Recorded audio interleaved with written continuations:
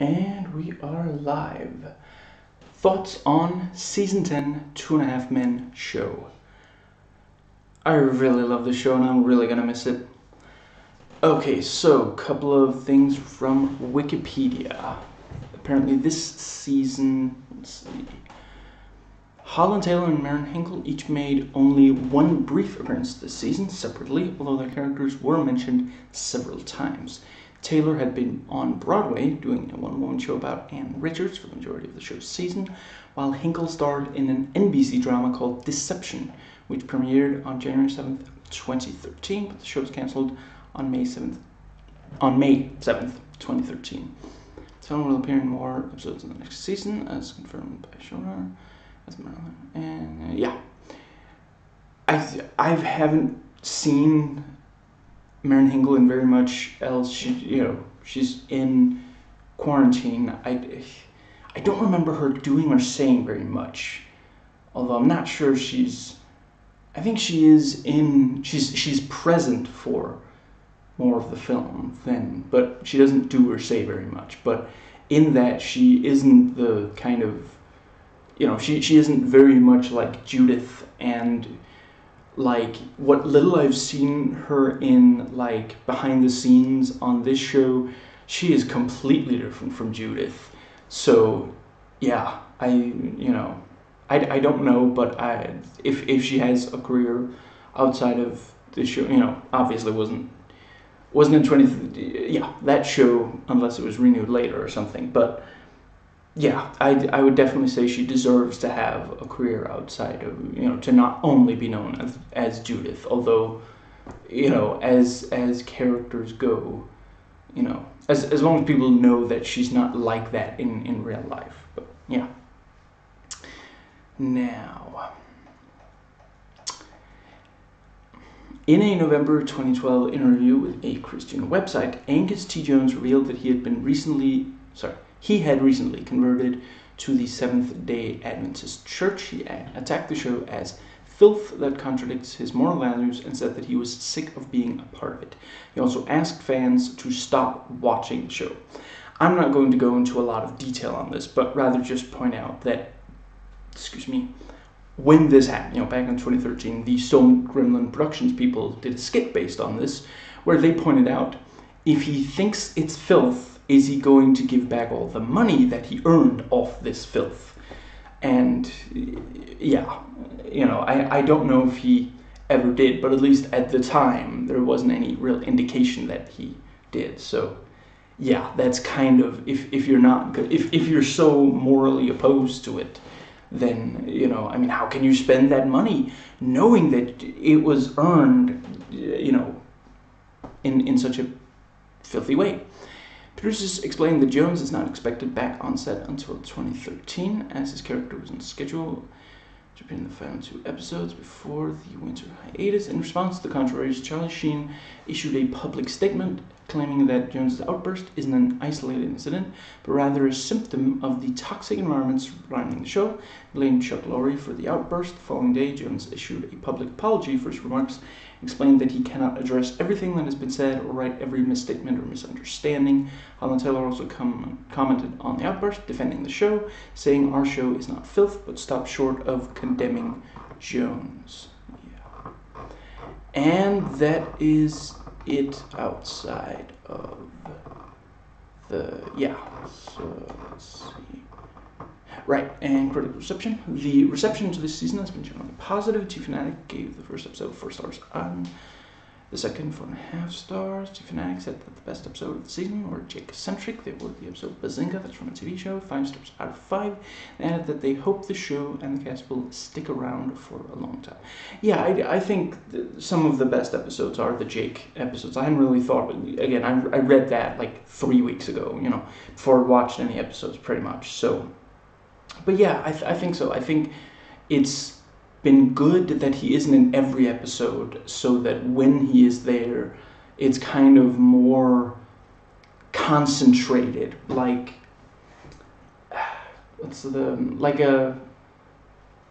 like a laser sharpness kind of thing. Just they really brought their A game because they knew they weren't gonna do a lot with the character. yeah, I've always thought that having him not say or do very much, but what he says and does being very compelling is the way to go with that character. I don't think he's a character that, if you have a lot of him, it's going to be, anyway. And there we go. Now, I might sit awkwardly and like move back and forth, my back is having some issues again. So, yeah, it's if I sit forward or back or, that's why. Now, first episode of the season. For once, I actually remembered to turn on all the lighting. First episode of the season. I changed my mind about the milk. This season has a lot of jokes about people smoking pot. They really, once that was possible for the show, basically, Anyway, yet another great season opener, 10 for 10, and yeah, just to briefly, I'll probably say it again when I get to the season finale for this season, but again, an excellent season and an excellent season finale. Again, 10 for 10. It's incredible that they've been able to keep to such a high level. It's just incredible. So they say it's my fault for leaving the pistol on the seat of the Jeep. I say it's the general's fault for sitting on it. Anyway, I'm not allowed to have a gun for a while. A weary nation breathes a sigh of relief. What he's trying to say is, once you're married, where is he gonna live? But yeah, Walden is actually going to be marrying Zoe. We find out later in the season, later in the episode that doesn't happen. Hey, a golf pencil does a lot of scoring. He felt personally attacked, even though she clearly didn't mean it like that. And another new theme song with Jake in military uniform and with the haircut. And Walden sets off fireworks with his cell phone. And he does a spoken word performance of When a Man Loves a Woman, and then Bolton sings it. And then Zoe says no. And Bolton just starts singing again. And the fireworks weren't done, and they show a big red heart. Yeah. Alan, if you want to ask if you can come live with me, just ask. Can I come live with you? No. Mom, I'm going to be homeless on the street. Try to choose a street in Beverly Hills so I can come visit. I mean, really, if he had actually moved into her place and she didn't appear in the season, that would have been really weird. I mean, she's mentioned, and it's like, it makes sense why she's only mentioned. Yeah. And Alan is secretly grateful that Zoe said no. I bought and paid for your ass until 10. It's 10:01, now you can kiss it. See, you're a good friend. You're dead to me. You don't want to ask this. It's like asking a girl why she changed her mind about having sex with you.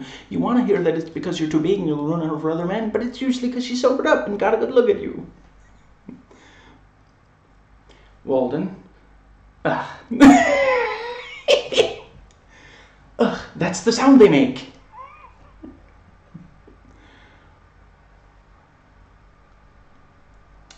No, it's not complicated. Peeing with morning wood is complicated. True, that thing's like a water wheel. Once I shorted out a light socket in the ceiling. I've done that. Does someone else? You're right, I did not want to know. If you like down on your luck guys, maybe you should sleep with my loser friend. And he walks off. And Alan feels he has to explain to Zoe that he's not available, as if he has a chance with her, which he super doesn't. Not in the post-apocalyptic nuclear Armageddon world full of cockroaches with no other man than Alan. Berta, do you have any pot brownies? Until they cure glaucoma. Who likes Dick? Berta, please. Zoe likes Dick. Who am I kidding? Zoe loves Dick. I just bites the big one. It blows. And Walden touches Alan as if he's hugging Zoe. Damn, I should have hugged him. And Walden wants to go gay with Alan. Forget what I said about giving up women. Yeah, I was just goofing. So close. They are leaning super hard into this Alan is closeted gay thing in these later seasons. Yeah, basically since Charlie left the show, the character and the actor, they've been leaning into the. I think, yeah, isn't it specific, especially this season, they have joke after joke of basically like Alan does want to be with Walden and just like accepts that that's not going to happen, but every chance he gets he's going to try. He kisses her and sees Zoe. Still thinking about your girlfriend? No, it's my ex-wife this time. And now he's seeing his mother. And now he sees Bolton. I would have guessed that he'd see Alan. I could have made him scream like that. Alan, that is not a sex scream. That's a scream of pure abject horror. So you're absolutely right. I don't usually mistake the women I'm seeing for adult contemporary pop artists. That's new.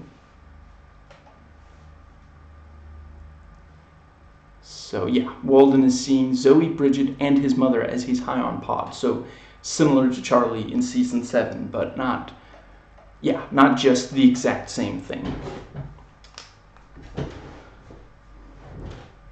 A big bag of dog.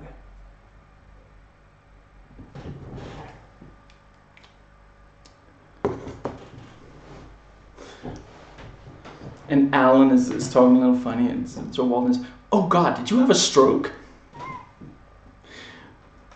And he just can't stand hearing Alan talking with the bleaching. I get rejected by women for 100 different reasons. White teeth would make it 99. He's got 99 problems, but white teeth ain't one. And Ava, like, Skypes, I want to say, with Walden, and he's like, I'm sorry, but I'm not your mom's boyfriend anymore. She's like, I know that. She's in the show with Peter. Alan sounds like a Looney Tunes character. I'm struggling to recall the name of which specific one I'm thinking of. Is it maybe the one who says he's hunting wabbits? Yeah. I'm not a real expert on it. I'm not entirely sure if they just don't show, if they didn't show Looney Tunes so much when I was a kid in this country, or if I just wasn't watching the channel that they aired them on. I watched a ton of Disney, old, what's it called, like Donald Duck and Goofy cartoons.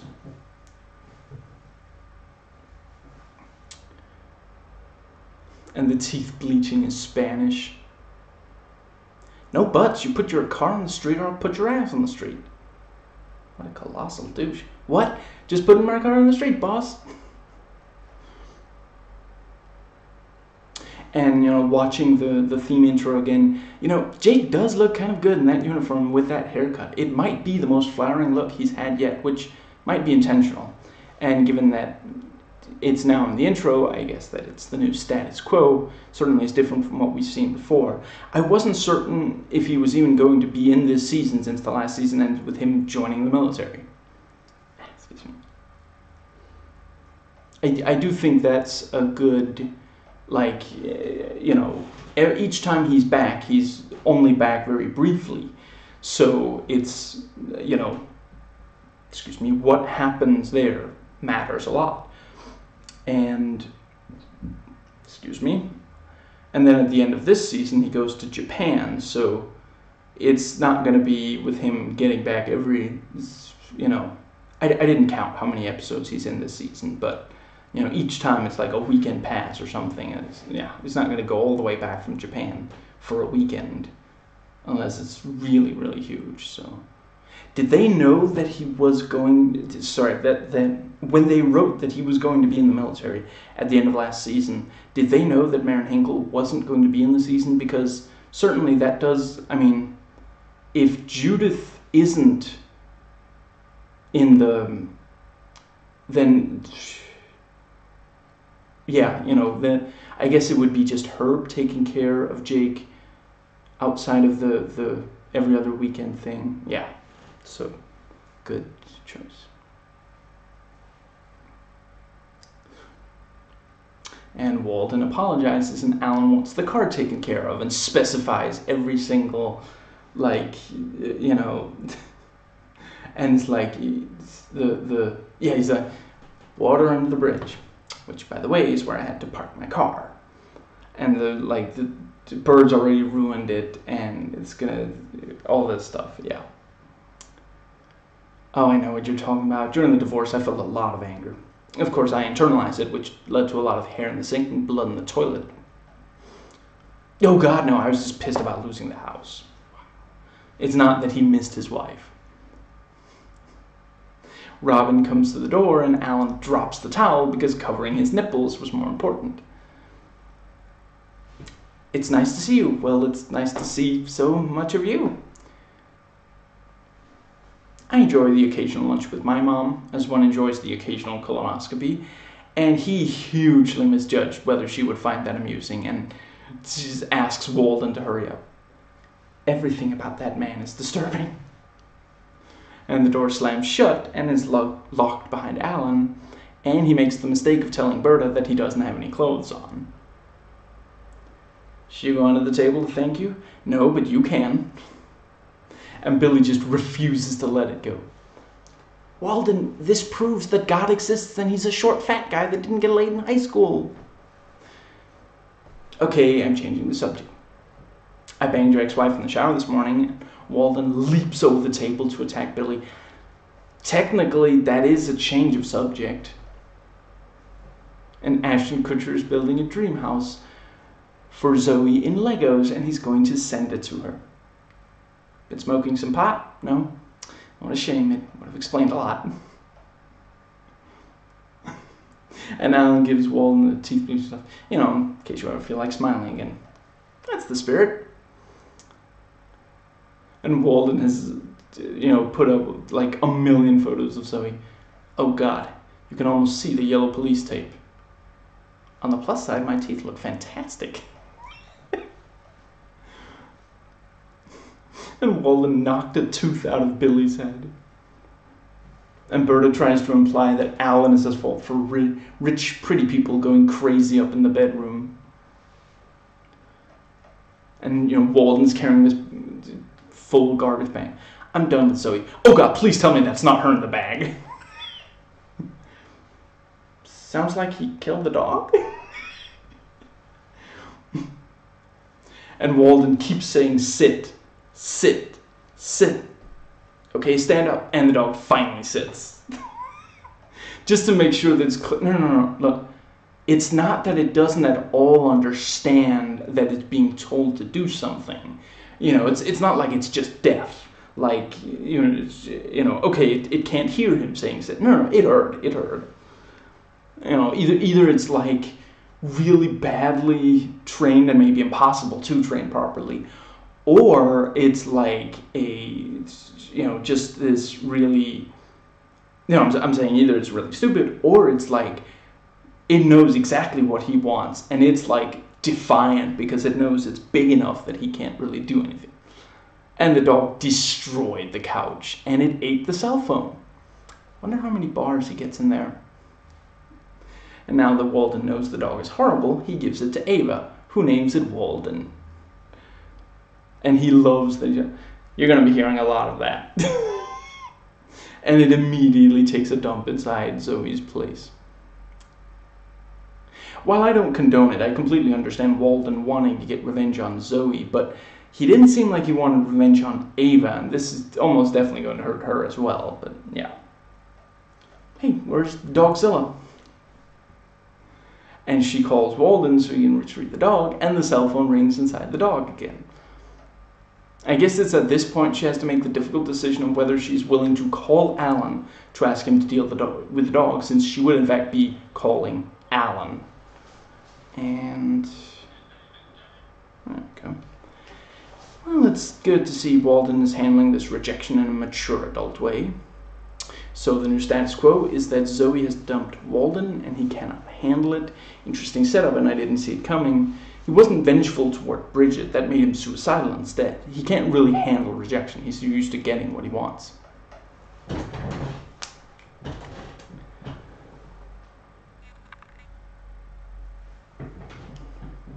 4 balls, 2 bats, and 1 mitt. That is such a great way to express that.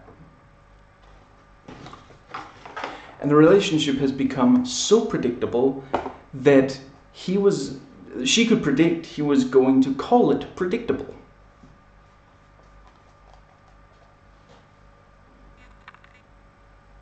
And he starts talking about his 50 Shades of Grey fantasy involving silk handkerchiefs and scotch tape. Do you see this taking place in the bedroom or the back of a panel van? I don't know, I'm only halfway through the book. And, Alan says maybe we could take some naughty pictures of you. Why not? There's already a lot available online. You managed to answer that question the most right and the most wrong way possible at the same time. He wanted to take pictures because it would be something just between you. If everyone has seen you naked, it's no longer that hot to him. And she immediately agrees to a 3-way. And Alan is so certain that she said no on messing with him. Says he will never forgive her for messing with him about this. Yeah, a lot of guys do imagine being with 2 girls at the same time. And she wants a threesome with another guy. I could see this coming, and so will Alan, watching from the sidelines. Yeah, like literally, before she said, it just, like, she said she had an idea for something she wanted to try as well, and she's going to want a threesome with another guy. And 3 minutes ago, I didn't care if you lived or died. Now I love you more than any man loves any woman. You complete me, but add another chick and I'll complete myself. And Lindsay's talking about her fantasy. You, me, and another guy. 4 balls, 2 bats, and 1 mitt. And she wants Walden to be the other guy. My fantasy's wholesome. You, me, and an anonymous drunken slut, the way God intended. And the only way she'll agree to his threesome, him and 2 girls, is if he agrees to hers with him, her, and Walden.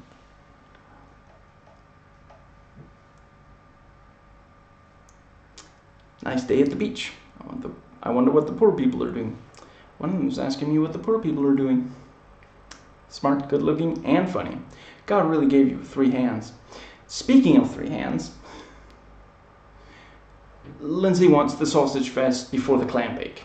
They did a lot of great double entendres about 3 ways and what goes where in this episode. Alan has such trouble saying that Lindsay wants the threesome to be with Walden, but just like Lindsay, he immediately says okay to it. And again, Alan just cannot really accept that. It sounds like fun. Now that I'm not with Zoe, there's no reason I can't do my own thing. And Lindsay's own thing. Probably not your own thing. And, Alan's talking about his butt. Exit only. Nope, not even a thumb. And Lindsay and Walden are flirting at the table, and Alan hates it.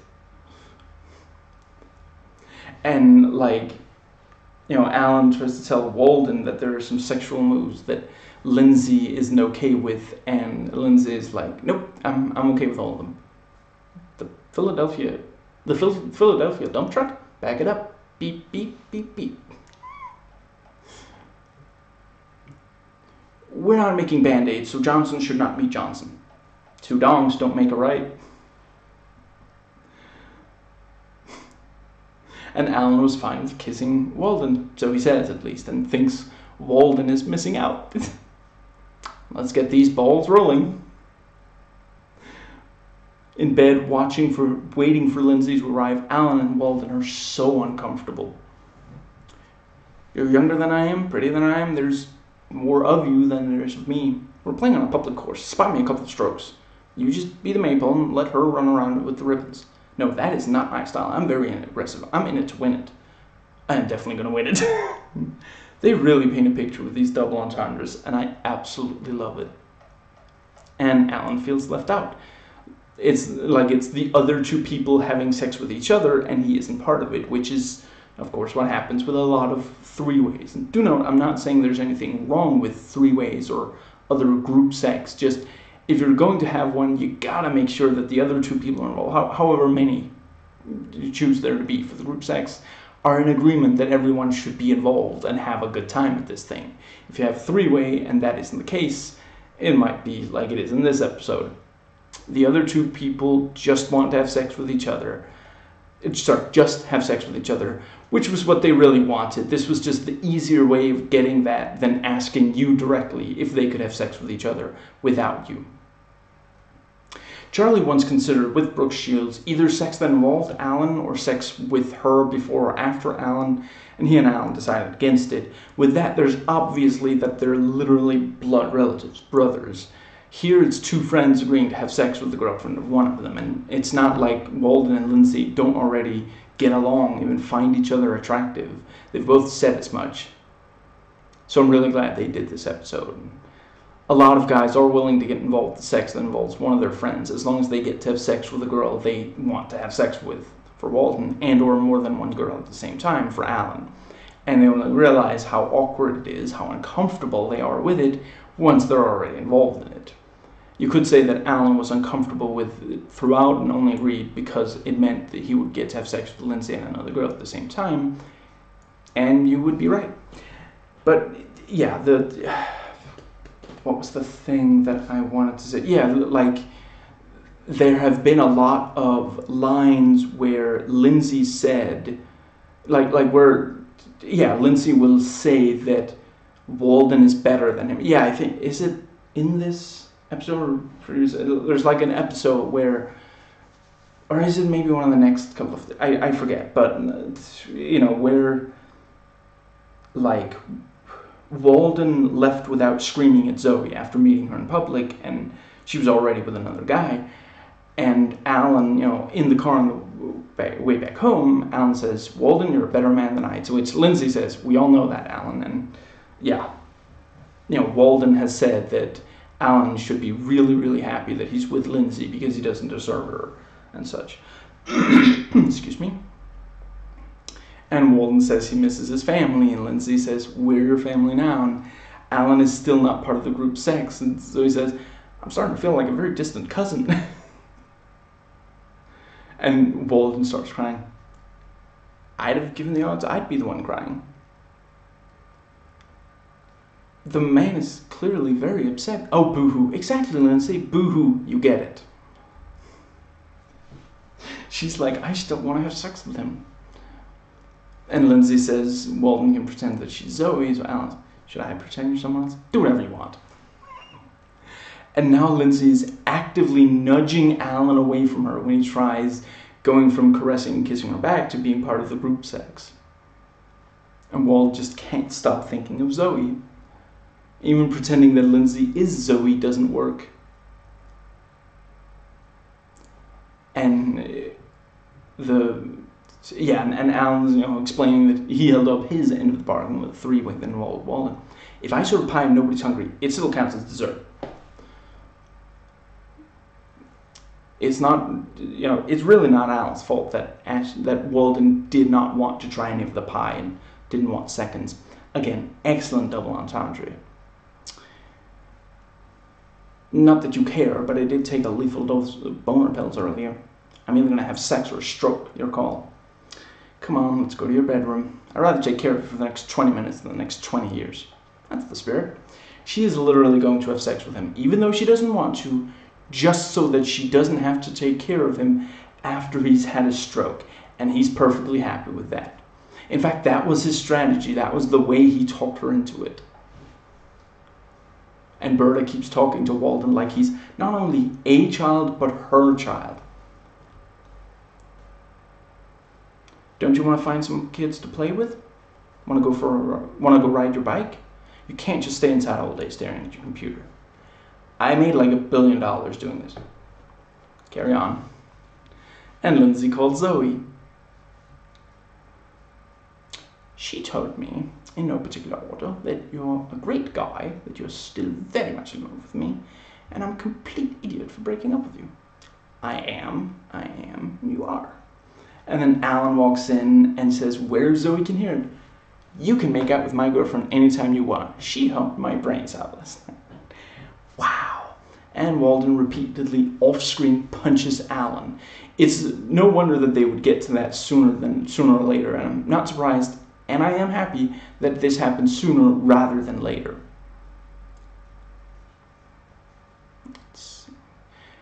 But yeah, that's such a great, like, Walden really thought that, oh, this might be fun. He can be with Lindsay, which is, I mean, he's basically wanted to do that probably since he met her. And, like, sure, whatever. And then when he tries to get intimate, all he can think about is Zoe, and even, like, pretending that Lindsay is Zoe isn't gonna make it work. And so Lindsay is like, yeah, like Alan said, Lindsay made out with Walden, and she's like, this man really loves his girlfriend, and yeah, so this was, yeah, as is a really, really great way to, yeah. And this was Walden further damaging his relationship with Zoe the way Alan often does with Lindsay, and like Charlie when Chelsea broke up, and countless times in real life, the guy goes out to have sex to get the girl out of his mind, and the girl was not completely closed off to the idea of going back with him, but doesn't want him back when she realizes he already had sex with someone else. Because to the guy, that means specifically that she does mean a lot to him. That's why he's doing this, to try to deal with how much she means, since he can't have her back. But to the girl, it means that she must not matter to him at all, since he's already having sex with someone else. And it's, yeah. And I love how picky Alan is about the second girl in the bar. Skanky Kinkles. Isn't that what they call Santa Claus in Norway? Sorry. Pre-menage jitters. And Lindsay's really into being with a girl.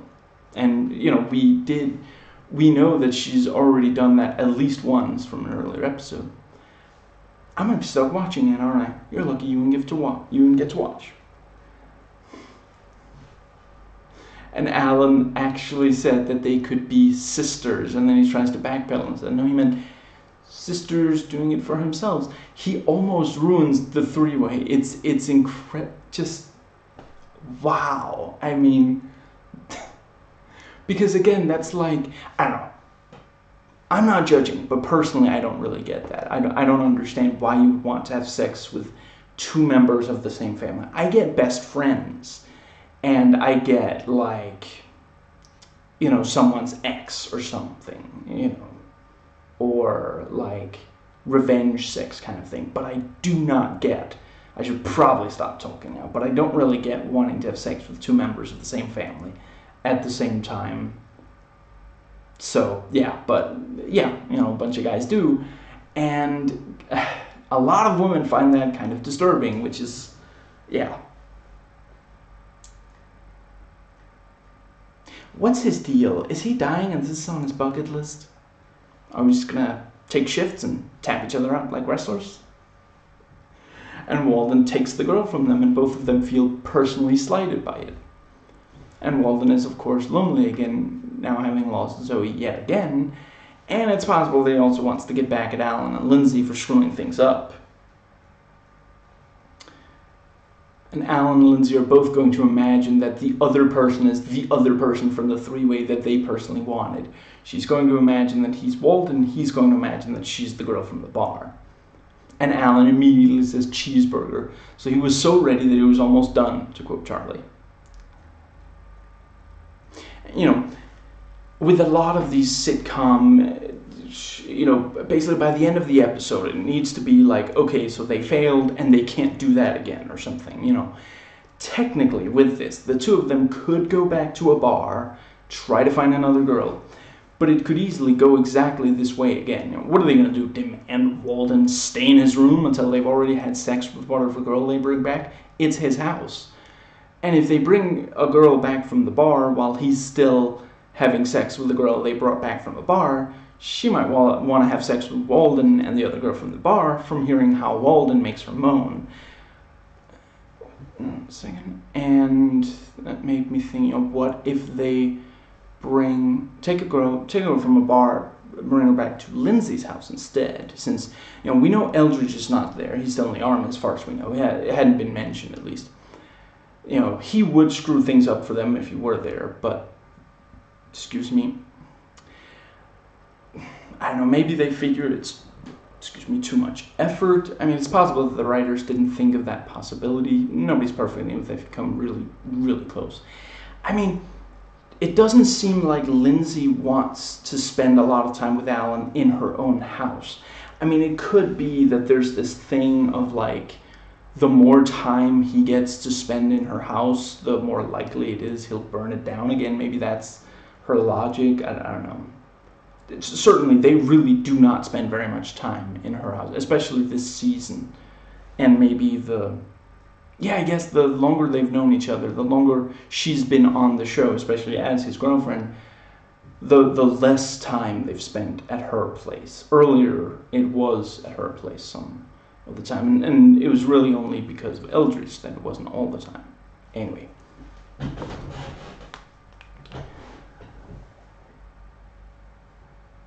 There we go. You do know what the Lollipop's for. Oh, right. I've completely forgotten. I was going to read aloud the episode synopses since, yeah. Okay, well, I forgot that for the first three. Gonna try to do it from here on out. Walden begins to feel his age when a family friend of his, Missy, Miley Cyrus, comes to visit. He mistakes her advances for flirtation, and to find that she really wants to set up Walden with her mother. Missy is revealed early on to be very talkative, not giving others a chance to get a word in. Jake comes home on a weekend leave from the army, meets Missy and is smitten right away. They begin a short affair. As Jake is leaving to return to base, Missy reveals to him that she has a boyfriend. This leaves Jake wondering how he can compete, but also wishing he did it more with her.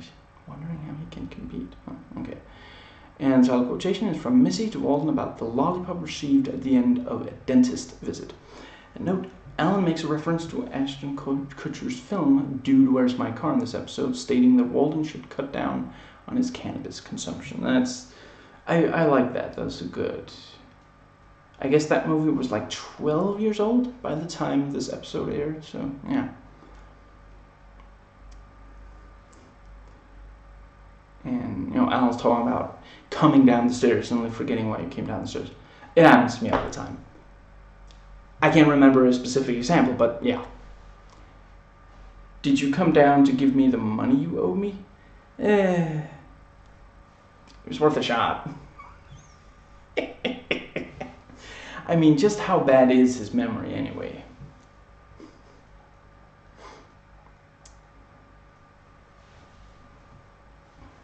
No, it's not the pot. I've been smoking pot since... It's not the pot. Miley Cyrus.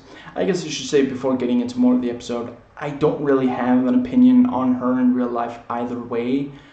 I love the character she plays in this episode. I haven't watched any of her Disney stuff, and I don't really care either way about the music. And I mean, she's one of the most provocative, right, of the young female pop stars. I don't really care. I do think that something that I'm not sure many people have known. She said in like an interview, the reason she's always sticking her tongue out the way she does is because she doesn't know what to do with her tongue. I mean, it seems like a lot of, I don't know, could be she's just making that up, of course, but a lot of people seem to think it's in like a hypersexual gesture, which is also what you would think of immediately. But then I don't know. I guess either people don't believe her when she says that, or people haven't heard that interview answer. I don't know.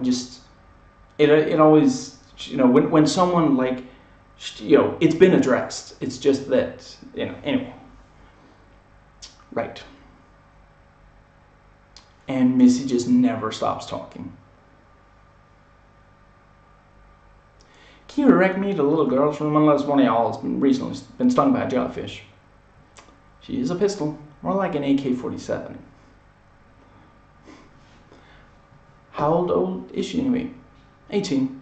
Perfect. You might lose a friend, but you won't go to jail. And Walden like hits him on the shoulder. Don't hit me, just can't, because you can't hit that. And he hits him again.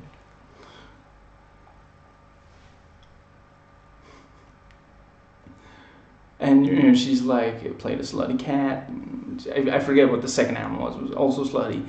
And then she went as a ladybug, and Walden's like, a slutty ladybug? No, why would I be a slutty ladybug?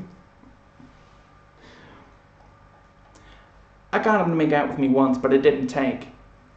You do know what the lollipop's for, right? Repeat business. For a second, it's like, well, would you mind if I pop the girls out, get a little color on Kim and Chloe? And Jerry also never stops talking. I love you dearly, Jerry, but you gotta shut up. And at this point, I noted, see, him, Walden, dares say that to directly, but probably not Missy. And then later he does say that.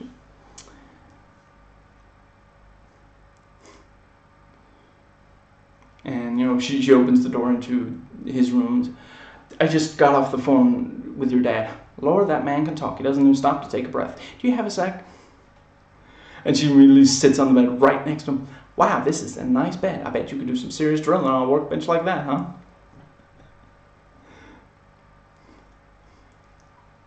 And she's not wearing very much. And he's like, do you want a robe or a blanket or a suit of armor? Just make sure it's not, female RPG armor. Then you're not in any better situation than you are. You must be lonely. Well, I have Alan. I bet Alan doesn't keep you warm at night. You'd be surprised.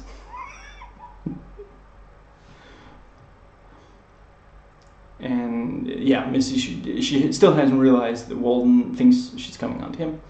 Maybe he'd like to hook up with my mom.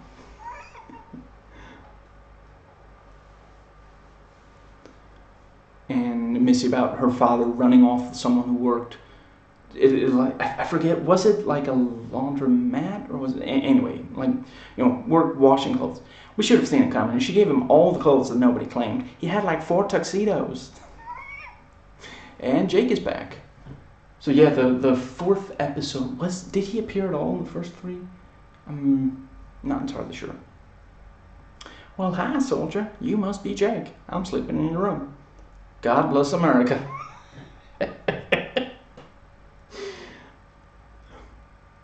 I love Missy explaining she knows how important food is.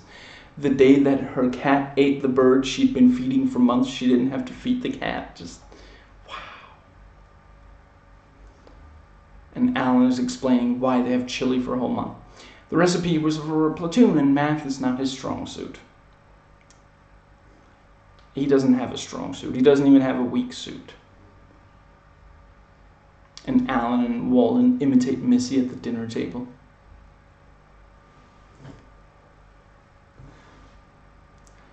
Alright, see you later, Dad.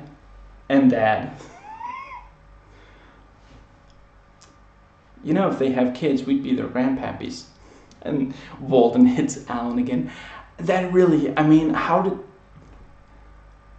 Jake really thinks that if Walden married Missy's mom and Jake married Missy, Walden would be his stepfather as like a... just...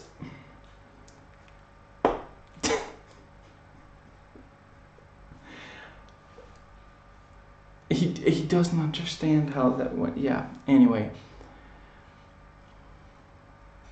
I think it's around this point in the episode. I I went back and noted this afterwards. I sometimes these move so fast I can just barely keep up.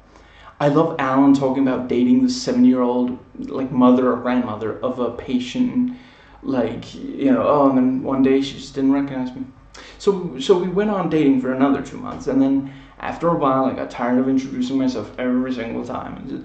And then he got $10 for his birthday as if she thought he was a son or a grandson. See, I'm thinking grandson, and certainly she must have thought he was younger than he is, because that's not, I mean, that's something a grandmother gives her grandson when he turns 10, you know, it's not, yeah. And Missy barely even stops talking when they're kissing. You sure know how to cook. That's what the Army trains you to do when you drop a loaded gun. Oh, that's right, he did appear briefly in the season premiere, I want to say it was, season premiere, yeah. I'm talking about how he's cooking instead of, yeah. Yeah, that was the first, it was at least the first line I noted. I think it was also the first line spoken, I forget. Jake definitely didn't sleep on the couch last night. How did he know that Missy's in the shower? And they were up quite an appetite. And then he goes back to make sure that Alan knows exactly what he means by that. And Missy tells Jake she kind of has a boyfriend. Does it get any easier? Oh God, no. But the human mind is a wonderful thing. It forgets pain so you can go out and get some more. Knowing what you know now, would you still have done it? I would have done more of it. And Missy shows Walden a picture of her mom, and he agrees to date her. Do you think at any point in time, maybe you and me, ew, and she walks off. A simple no would suffice. It's okay. You're young. These are your days. She probably thinks of him as a brother or friend. After all, the last time they saw each other, she was only 8, but her mother could use a date, and she does like him in her life, just not sexually at all. Ew.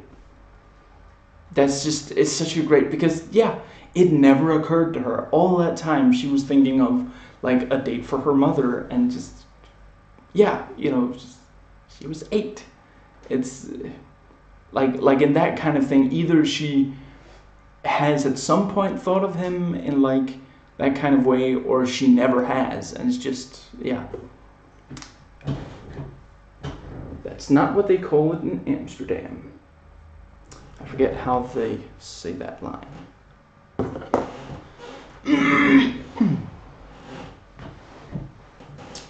There we go. Alan and Lindsay take Walden out to dinner, where they run into Zoe and her date Peter. After dinner, Lindsay, concerned for Walden, decides to set him up with one of her friends. After various double dates with bad results, Walden decides to stay single for a while, goes out to Pavlov's, where he meets Rose, Melanie Linsky, and after saving her from choking to death on a peanut, to hit it off.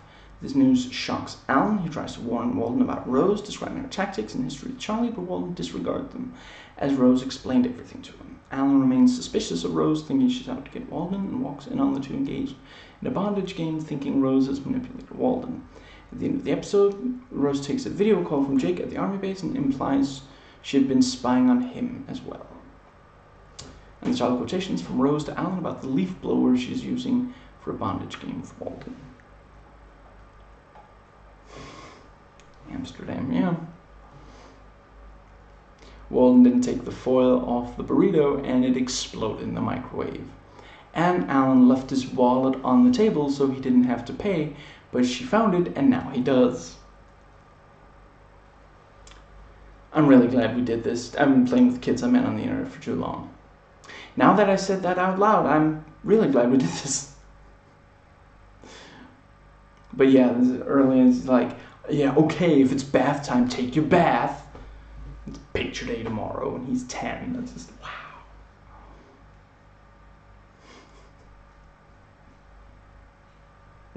That's such unfortunate phrasing.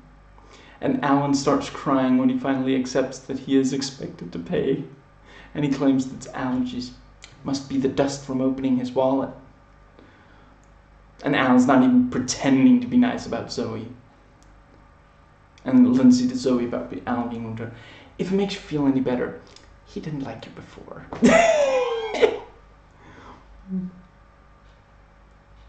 And Alan to Walden, who is okay about Zoe. You're a better man than I am. We all know that, Alan. I guess what I'm saying is I'm pro-hitter. In the upper deck, not necessarily around the dugout. If you're going with baseball reference, I would have gone with on the mound. Wow. And Jennifer can't get off her phone to pay attention to Walden. I will never be fat. We're married.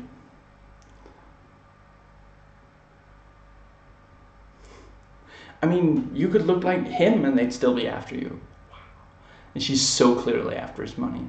And then the fourth date just won't stop crying. When she's on her meds, she's actually a lot of fun. I am. That's so bad. That's so wrong. Oh yeah,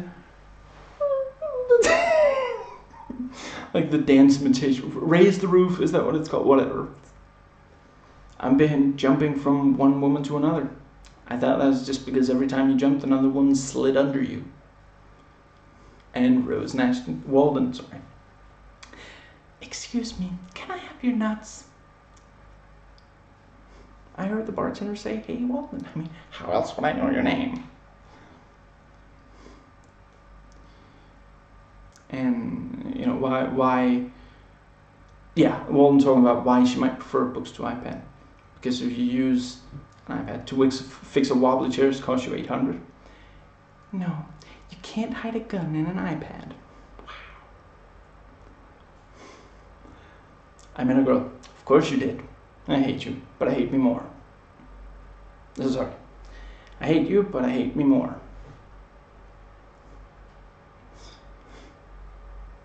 And, you know, Alan's calling Rose Crazy Rose, and Walden's like, you know, name calling is very cruel. How would you like it if somebody called you Old Alan, Loser Alan, Cheap Alan? Somebody does. When you're in love, it makes you do crazy things. No, crazy makes you do crazy things. And then, you know, we all have skeletons in our closet. Yes, but in Rose's case, they might be actual skeletons. I don't even know if I'll see her again. Trust me, you will. Her face will be the last thing you see before you black out from the chloroform. They did so many such great crazy person jokes in this episode. And she waited in the coffee shop because she knew he goes there. How can I say no to the man who saved me from choking on his nuts? So romantic. And she actually was listening to them. She quotes exactly what Alan shouted. You've got a lot of nerve coming to this house. As much as you do, as much as you have still living in it. Touché. Excellent sparring. She killed Charlie and is now in what was his house. Alan is living in what was Charlie's house even after Charlie's dead. You know, it's like, you know, when you like chalk up the scoreboard, it's like kind of the same, more or less. I know exactly what you're up to. Really? What am I up to? Alright, I don't know specifically what you're up to. You're good. I'm totally confused right now. I know it ends with the audience yelling, "Don't go in the cellar!" Are you after my money? No, you're thinking of Alan. And you know, he's like, "Do you want to clone me?" So it's, no, and he turns around, he's like, sorry, that's, takes a hair off his head. Yeah, sorry, brain wires got twisted or something, you know. And it's like, oh, TNA, funny. And then, you know, she turns around, she's got a little bag for the hair.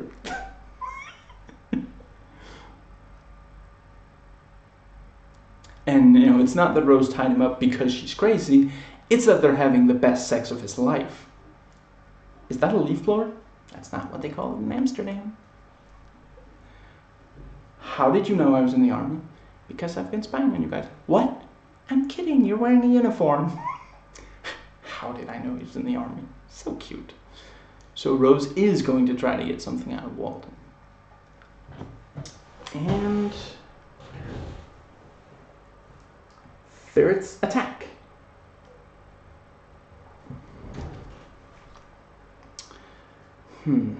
I think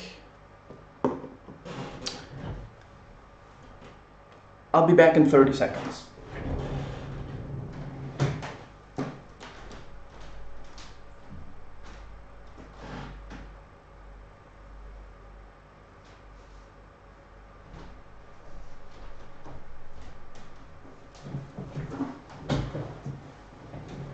I think I made it with time to spare. My back does really not approve of leaning to reach the whiteboard to write down episode counts. So I'm going to do it on this piece of paper instead from now on.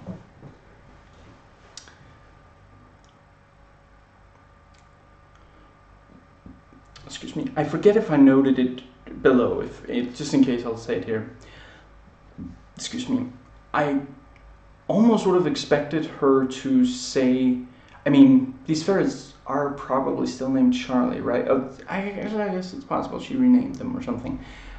Were there 5? I want to say it's like, and you know, Alan said, as much as I'd love to go home and meet Charlie, and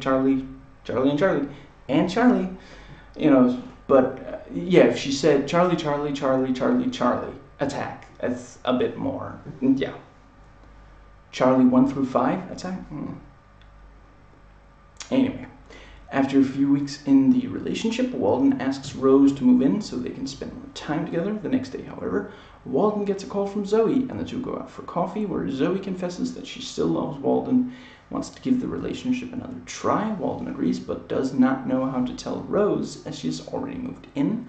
That night on the deck, Walden tells Rose about Zoe, and then he wants to get back together with her. Rose seemingly understands and accepts the decision, but as Walden begins to feel comfortable, Rose sends her ferrets to attack him. She later shows up at Zoe's place, makes it look like Walden knocked her up.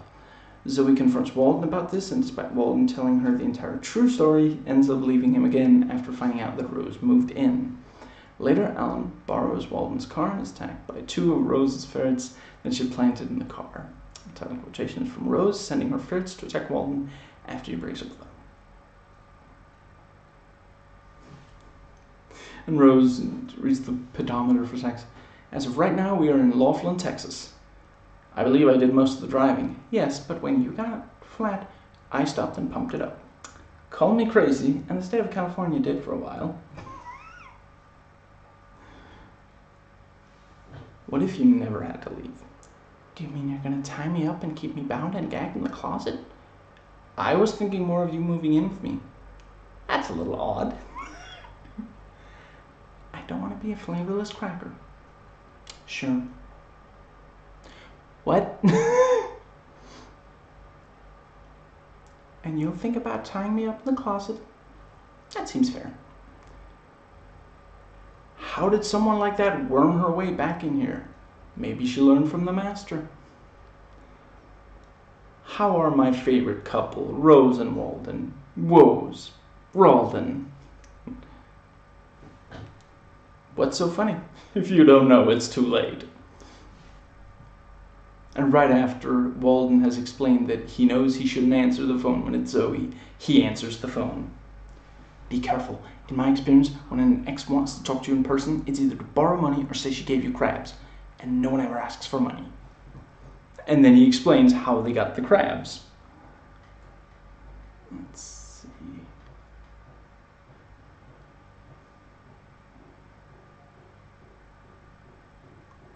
And Walden about, let's see. I also like the is this a happy coffee or a sad coffee? And Alan asks Walden if he's gonna tell Rose that he's going for Zoe, for coffee with Zoe, for Zoe after coffee. Yes, I am not. Oh God, this is embarrassing. Crabs? What? Nothing. Go on. You care to know why I broke up with Peter? Because he wasn't a very good pumpkin eater. This is a very happy coffee. And she'd like another chance. My coffee is dancing.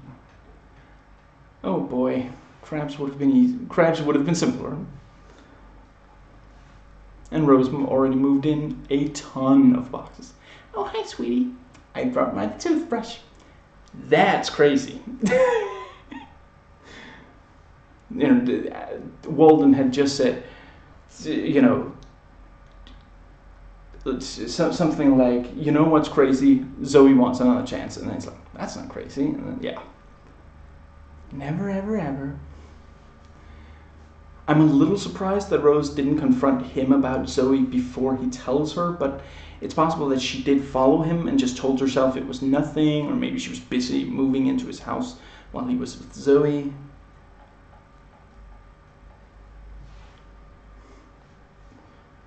There were ferrets. Might have been weasels. Either way, she recommended we get rabies shots.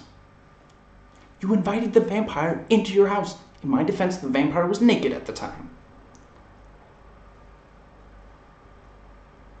And Alan is, offering possible ways to turn down Rose. You're gay and you can no longer fight your feelings for me. I don't want to lie. Would it be a lie? And you're dying, you're leaving for work in Europe, you're leaving for a job in Europe. I'm in love with Alan.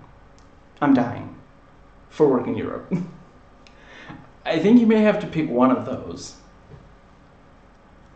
How did you know her name was Zoe? It's a very popular name in England.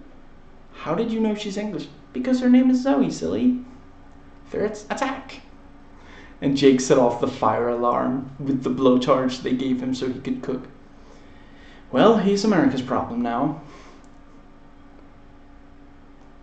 And Rose shows up at Zoe's door, claims to be pregnant.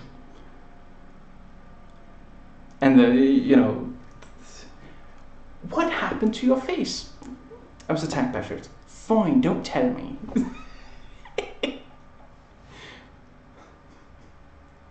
And I forget the exact setup line, but yeah, just Alan replies, I have a guess. And Alan just keeps offering up, and eventually Walden's like, Alan, shut up. And then Walden needs help explaining Rose to Zoe. Alan, you told me to shut up.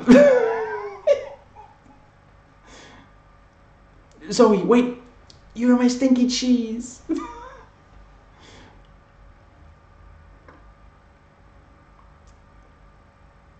And when Alan offers that he will bring Walden takeout, he asks for money and to borrow his car, and Walden doesn't even argue.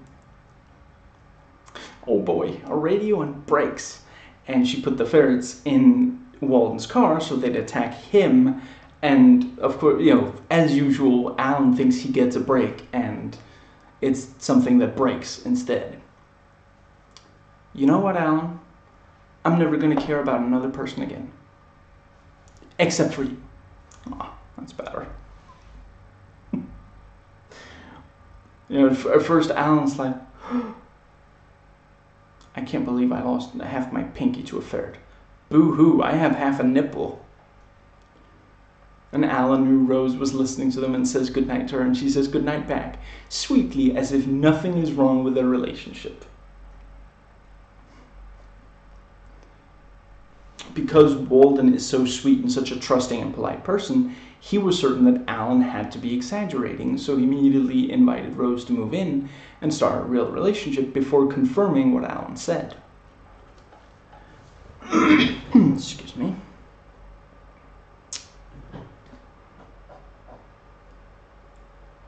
Right, so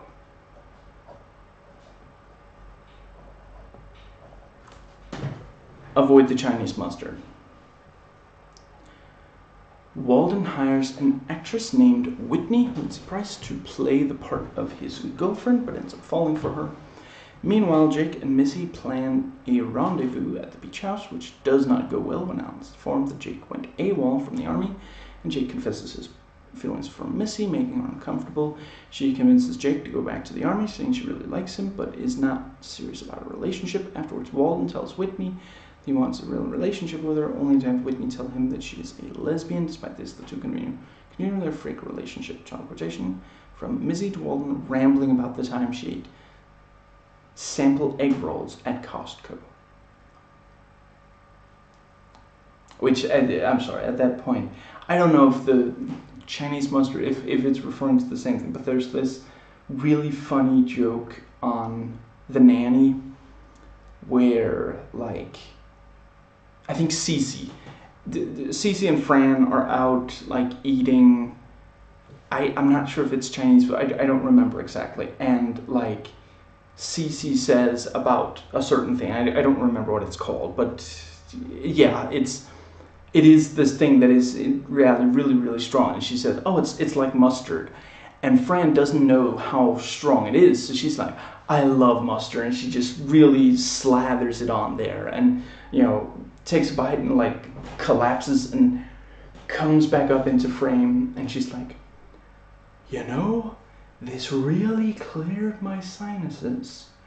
I wonder how long it's gonna last. It's possible that I will at some point get that show. I watched it a lot when I was younger. Now, and yeah, the Lindsay and he are taking a break from each other. Why? I'm not privy to that information. All I was told was we need to take a break. And and Alan talking about when he'll see Lindsay again, or until her rain gutters or until she needs her rain gutters cleaned out. And that's not a euphemism. And, Alan talking about would you get out of a relationship? Parking spot for the pink Prius. And Walden has to stop Alan from asking why Missy came over because she's gonna go on forever. Jake and Missy are so subtle about, you're being so subtle about being back together again and going to Walden's place to have a place to sleep together. Excuse me.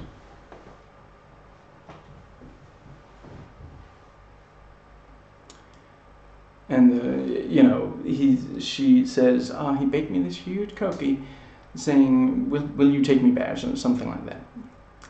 I can't take all the credit. The cookie was loaded with pot. Dude, she's not really talking about unpacking. Oh, okay. I could definitely go for a good unpacking. And then he thinks a walk on the beach is also a euphemism. Oh God, I can't hear my son having sex. It's one of the few places I can go anymore where strange men don't hit on me. Oh, sorry. I like the thing also with, like, he's, she walks in and he goes like, wow, and he's like, sorry, it was a reaction. If we hadn't been in a library, I would have applauded. I'm getting a real Charlie and Mia's first meeting vibe with Walden and Whitney. Excuse me. And she was just acting when she said she'd rip his balls off and feed them to him. Someday you'll wake up in a loveless relationship with a hateful shrew. You realize you're talking about my mother. Yeah, so you get it. Take sex off the table. Take it off the table, the bed, the car, the windmill, the putt-putt mini golf course. What's weird about controlling every aspect of a relationship using money as a weapon? Okay, that sounded weird. How about this? You get 5 figures a week for a relationship. Sounds like you got a girlfriend. Missy, I love you dearly, but you need to shut up. Well, all I heard was I love you dearly. So he did say it. He's absent without leave. He's AWOL? Now we both said it. That's not good. No, sir. It's bad. Dad, I'm not a little kid anymore. I'm 18. I'm in the army. You're using the excuse that you're in the army to not go back to the army. I really love Alan's meltdowns.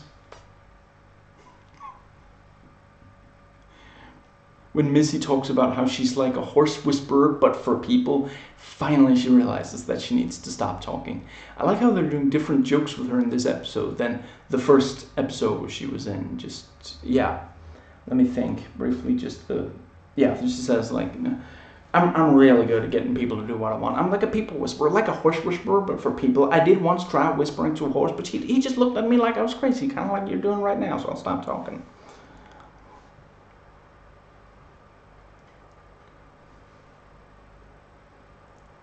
Okay, I heard it that time. I do gotta shut up. And now Walden doesn't know how to make sure she's really feeling it, or if it's only because he's paying. What the hell are you talking about? I don't know. I'm not real good with silence. And he already got a tattoo of her name on the shoulder. If he adds a hyphen to it, maybe he can prolong it to Mississippi and say he just really loves the state and or river.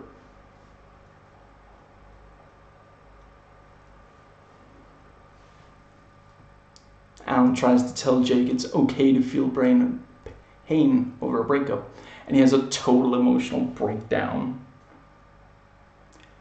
How about this? The next time you're in town, if you're not with anyone and I'm not with anyone, ew. And he says, I was going to say we could help each other find someone. So they end this episode exactly the same way they ended the first Missy episode, and her and Jake together were also very similar. I really love both of these episodes. Excuse me.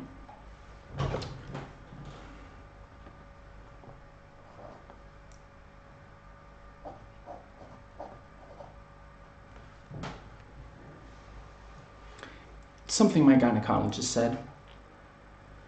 Lindsay begins to feel concerned about her relationship with Alan because she was recently asked out by her gynecologist. She asks Alan for a commitment, which he does not take lightly. After Alan takes too much time to think about it, he and Lindsay seemingly break up. Or Alan runs into an old man named Sid Olson, portrayed by...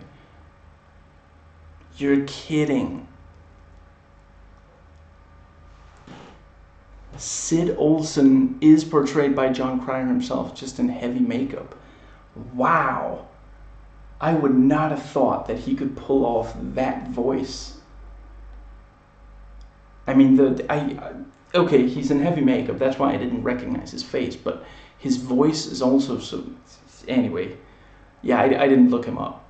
At Powell's, who tells him about his marriage, saying how much he loved his wife, even though she was a lousy cook. This convinces Alan to commit to Lindsay, and the two reconcile, finally becoming engaged, despite Alan noting he does not have enough money for even a deposit on a ring. Meanwhile, Walden drives Alan's car to get his bike fixed, as the bike will not fit in his own car. Predictably, Alan's car breaks down on the side of the road. Walden is then picked up by a rich older woman, Tricia O'Kelly, who sees him as a poverty-stricken love toy, and when she invites him back to her place, he knows what's on the menu. Walden continues to have sex with her while keeping up the ruse that he is poor, letting her buy him things until he arrives at her place unannounced one night and finds her with another, even younger man, Stephen Kruger. Later, Sid Olson is on the deck at the beach house with Alan Walden, and Sid attempts to hit on Berta. It's all quotations from Lindsay telling Alan that her gynecologist asked her out on a date. Excuse me. I felt like I spent the last half hour yodeling in a cave. It was like licking a lollipop that never gets any smaller. I mean, you enjoy it, but after a while you start to crave the stick. Did I at least make you crave the stick? There's no reason to rock the boat. I know the little man inside your boat could need some rocking. Marriage? Would that be so awful? Ask my ex-wife. Her statement in court read like a Stephen King novel.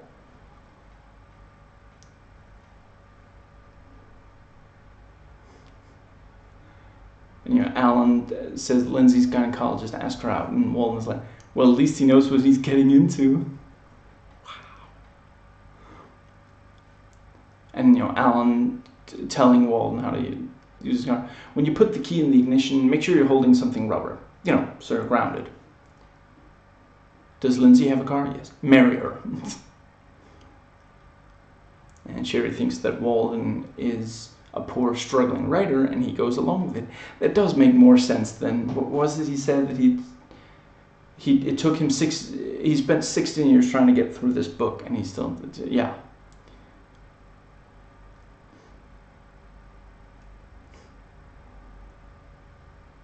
And, Lindsay's like, have you been thinking about the marriage? Yeah, percolating, mulling, all the other pertinent ings. Did you enjoy your lunch? Oh yeah, I would definitely eat here again. And Cherry treats Walden like a prostitute. Your car overheated and broke down. Ah, I should have told you not to turn on the radio. I'm sorry, I misspoke. The bad news is for you, the good news is for me. And Walden completely forgot to deal with Alan's car. Here's $100, buy a better car.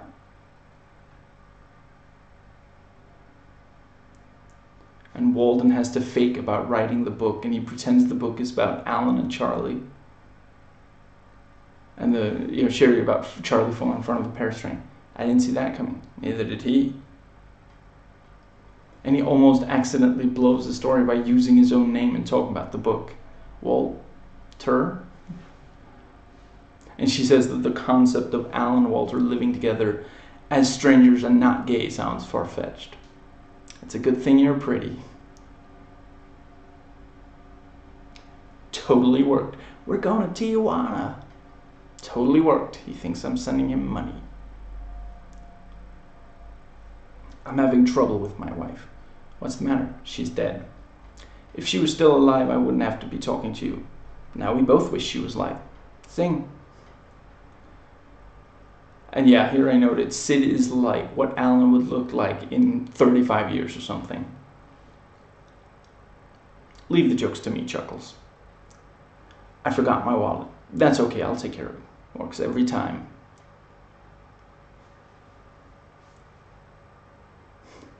And Alan goes to Lindsay to explain he wants to be the... I realized I don't want to end up alone with my nuts in the toilet. You don't have to buy me some dumb ring. That's all I ever wanted to hear. And here I noted, might Alan and Lindsay really get married? And, when this season ends, they're no longer together. But that doesn't mean it couldn't happen in the next season. Yeah, at the end, in the season finale, Alan specifically says, now that I'm back in the dating pool. What's up with the kid from Twilight? It does kind of look, yeah. And Sherry doesn't believe he's a billionaire. That's it. I'm going to buy a Foot Locker. There are ways that Walden could have proved to her that he's a billionaire, and some of those ways he could have brought along in a pocket. Like a smartphone where he could look up an article about him. Of course, there's a good chance that he did not bring the smartphone specifically because it might blow who he really is. Excuse me. Alan invited Sid over, and he puts the moves on a horrified-looking Berta. Excuse me.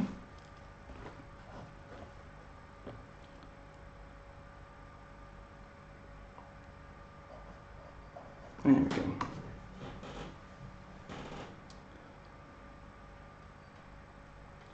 I scream when I pee. Excuse me. Alan gets a visit from his hot second ex-wife, Candy, April Bowlby, who became a famous actress in the CSI parody Stiffs, and to the surprise of Walden, who loves the actress, finds her very attractive, wants to get back together with Alan. However, being in a committed relationship with Lindsay, Alan tries to do the right thing by turning down Candy and telling Lindsay. Lindsay is happy and tearful that Alan turned out a hot celebrity for her, and she engages in an incredibly wild night of sex with him. Lindsay later sees paparazzi photos of Alan and Candy looking like they were having sex, when Alan's really trying successfully to thwart Candy's seduction attempt. After Alan fails to clear up the misunderstanding with Lindsay, Candy goes over to the house to explain the truth. The two women, for no apparent reason, end up having sex. I'll talk about whether there's reason later in this, which they agree should never be revealed to Alan. I have to admit, I had thought that would come up later in this season, but again, there's, two seasons left, yes, thankfully. I really am going to miss this show when it's done.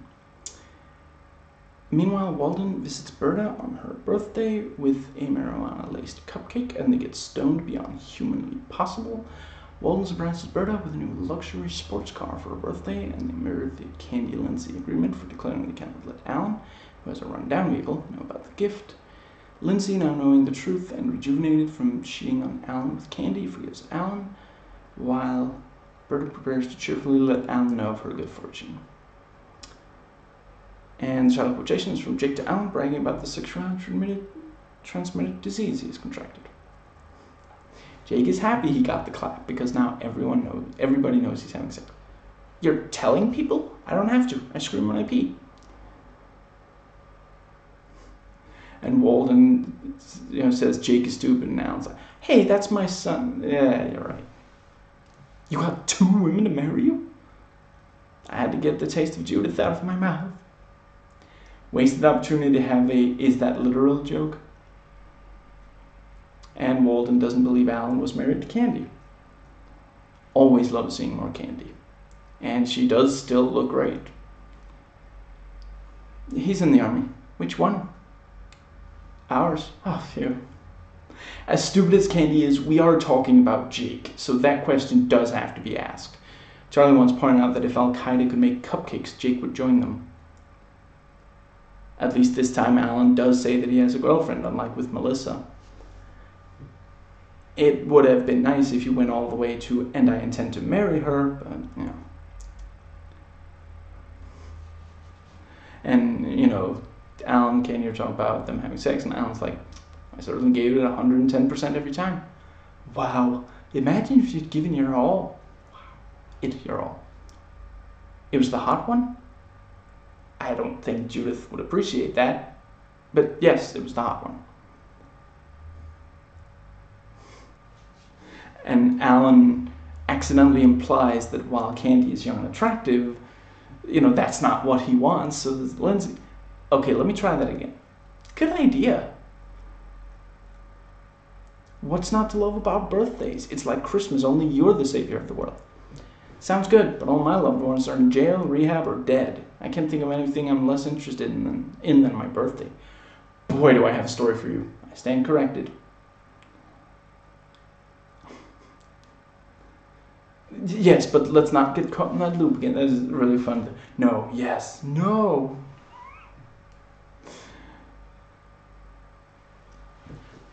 Candy, why are you crying? Slow down. No, not that slow. How many drinks have you had? Schleppen is not a real number, but it does sound high. This is the price I paid for being the best lover ever. And, Alan comes down and Walden's sitting up at his computer in the middle of the night, and he's like, what are you doing? Just looking at the stocks in London. You're looking at porn, aren't you? I have more than one window open, yes. Sorry. I have more than one window open, yes. I think that's closer to it. And then he's like, what are you doing? And he's like, I'm going to go comfort Candy. You're hoping to have sex with her, aren't you? I have more than one window open, yes. And then, she says she wants them to have sex, and I really like the thing with how, you sounded like you sounded really sad on the phone, acting, and she's like, that's why I wanted people's trust or something. And then, when let's see, what was I thinking of? When later, when he's trying to convince Lindsay that no, he didn't go, he went over there to comfort her, and then he's like, did you know that she wanted people's choice? And it's just, yeah. But yeah, Alan talking about sex with Candy. I can't. I mean, I can. Part of me already did. You must really love her. That's the only explanation I can come up with.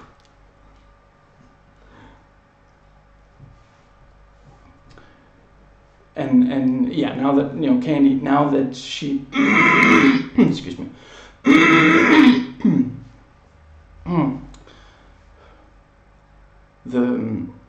Let's see.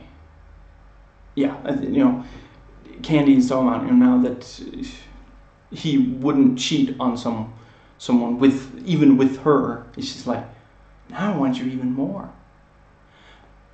But so the only logical thing would be for you to have sex with me so that you'd be like all the other guys, so that I wouldn't want to have sex with you so much. The scary part is that makes perfect sense.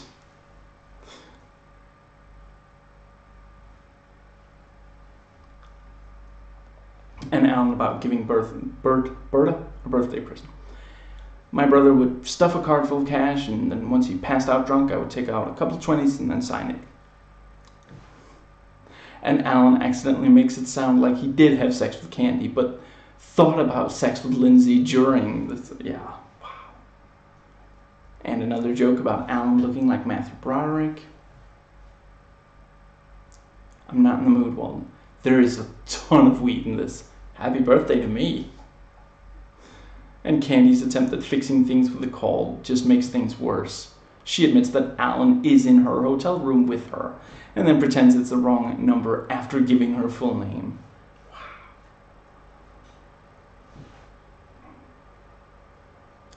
And, Berta about enjoying working for Walden. Truth be told, I don't even mind seeing Zippy every day.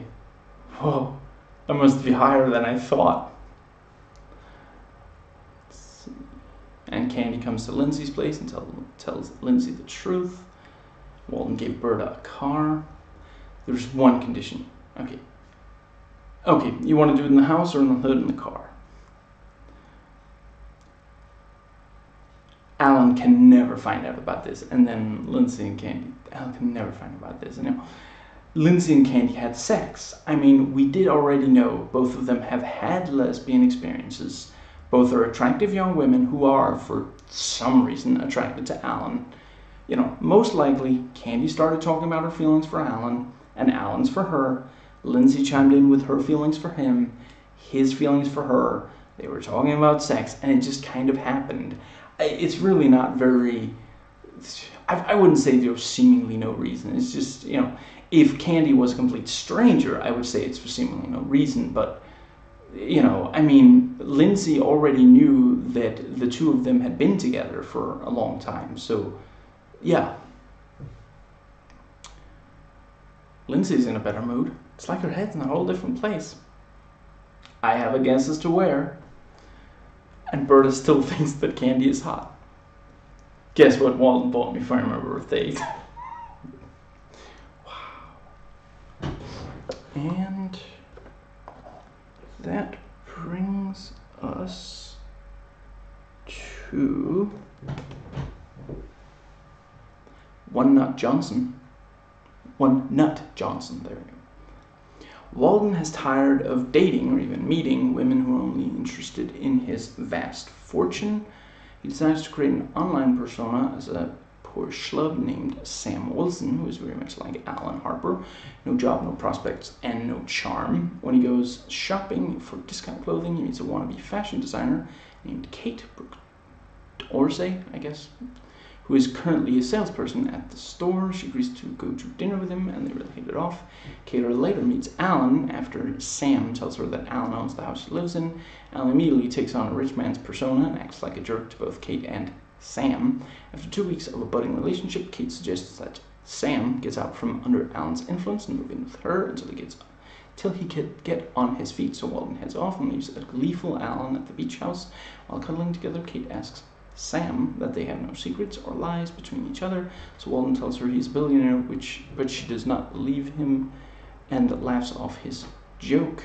Meanwhile, Alan ends up getting drunk and ordering people off his private beach while wandering around in an expensive bathrobe and no pants. And the child quotation is from Jake to Alan about one of his army buddies who lost a testicle on the bar.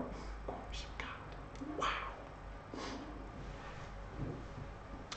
More unvoiced contempt. I can voice it if you'd like.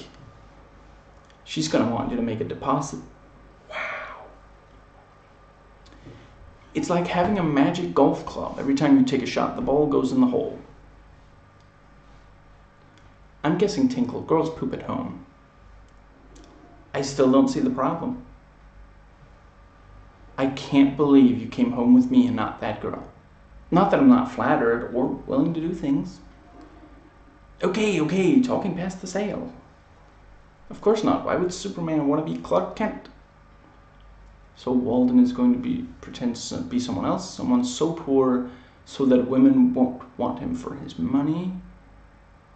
And the new name jokes, that is a lot of gay jokes in a short amount of time. I'm not complaining, I'm impressed. If you'll excuse me, I have a dentist appointment, aisle 3. Don't forget to floss on aisle 2. And, Kate is like, that looks really good on you. How many times have you said that? About 80 times a day, but this is the first time I've meant it. A couple of inches to the right and you don't know, no Johnson Johnson. Wow. And Jake thought that Alan wanted to date the woman he is dating. Wow, you look like me when I photoshopped my head on your body. I've never done that. And Alan got a root canal in the wrong tooth. I had this watched in 7th grade. So did I. And don't forget, poor guys don't valet park unless they're wearing a red vest. And Alan's wearing the watch and he's like, what's wrong with me that I want to masturbate while wearing this? Nothing. Sorry, masturbate with this on. And she goes along with the assassin story. Kate and Walden are really sweet together. I guess there's a chance she'll show up in the next season. If not, they certainly got a lot of mileage out of the episodes. I hadn't expected them to be together for so long. So many episodes devoted to their relationship. Again, very happy with it. And, Alan pretending to be rich. This clown rents a room for me and suddenly I'm running a taxi service. I love Walden and Alan having fun with pretending to be reverse as far as wealth. And, Walden is like, I certainly don't do my car any favors by never changing the oil. And just, yeah. And Alan's so enjoying pretending to be rich. And Kate hates Alan for being rich, even though for being a jerk and rich.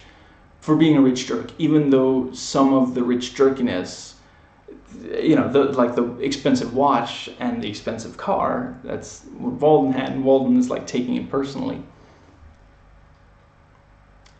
Which is ironic because she doesn't like you at all. How long do you think you can keep up the charade? How long do you think you can keep living here for free? Godspeed, Sam Wilson. Finally, you're mine. You're all mine. Just promise me one thing, that we'll always be honest with each other. No secrets, no lies. Hey, Kate, I'm a billionaire. Sure you are, Snowball. Hey, you kids get off my beach. That did not take long. And I notice here, I'm interested in seeing where this setup goes.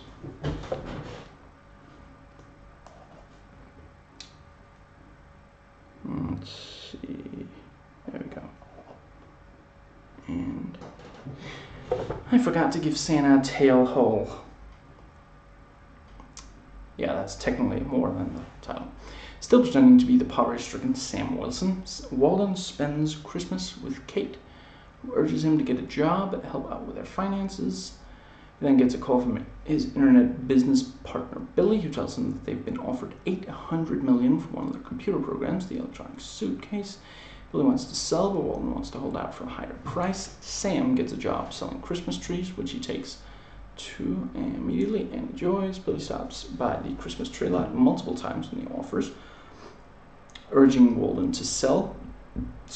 Walden repeatedly shoos him away, saying he will not sell for less than $1.2 billion, just as Sam closes a $55 deal with a Christmas tree customer.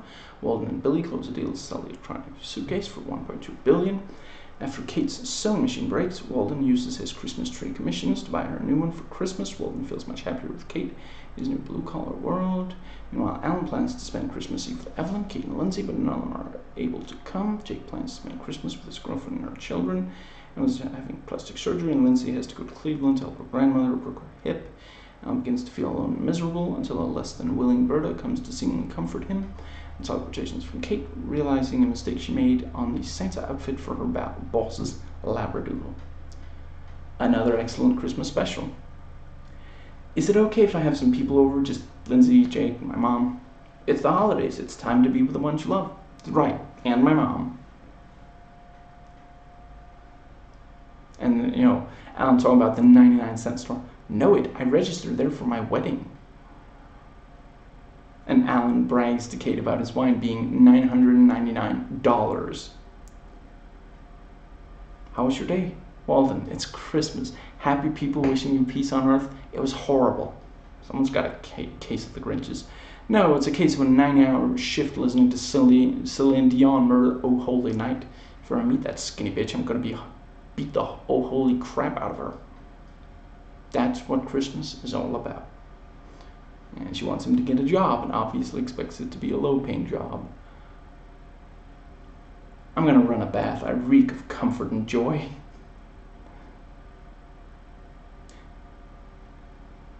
I'm sorry.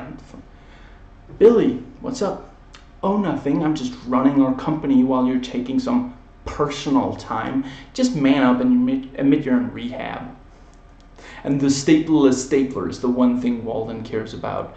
And it was mentioned in amongst the offer to buy Mark Zuckerberg and the redhead not wearing a bra. I hated Tarnell, the gangster who sold me crack, but I was still happy to work with him. And Alan bought champagne with Walden's emergency money.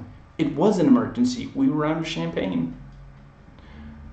And Berta offers to sell Walden fingers for a fake identity. Not only the fingerprints. Better have them, not need them. Oh no, you wouldn't want to lie to her, Sam Wilson. And Alan does a spit take with champagne, even though he has to take a sip first and react twice. And just like that, Cute becomes creepy. Oh man, I've got to give Santa a tailhook. Worst Christmas carol ever.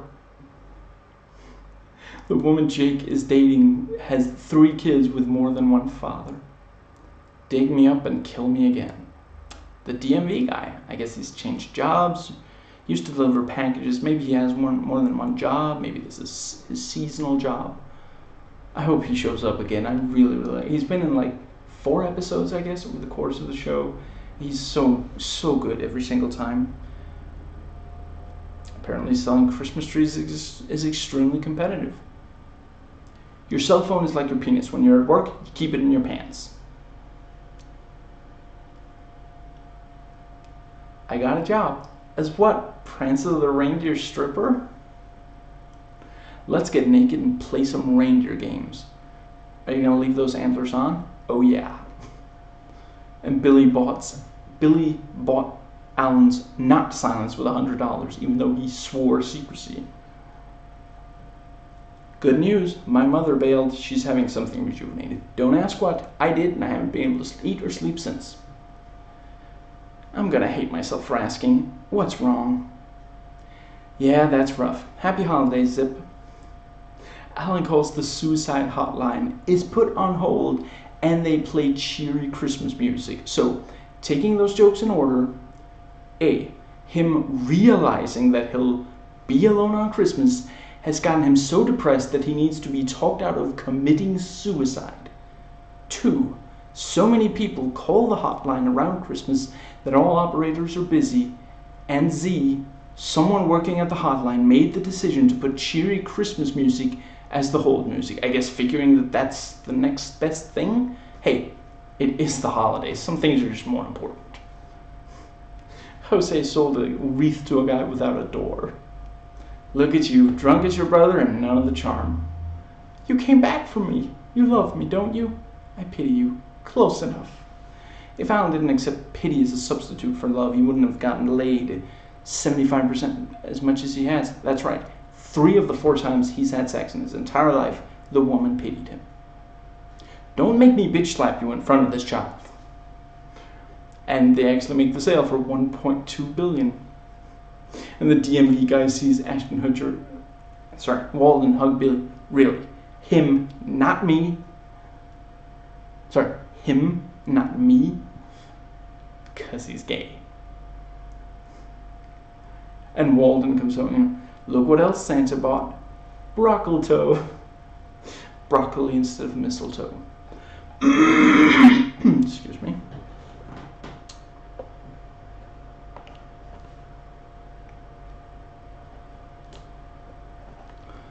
Welcome to Alancrest.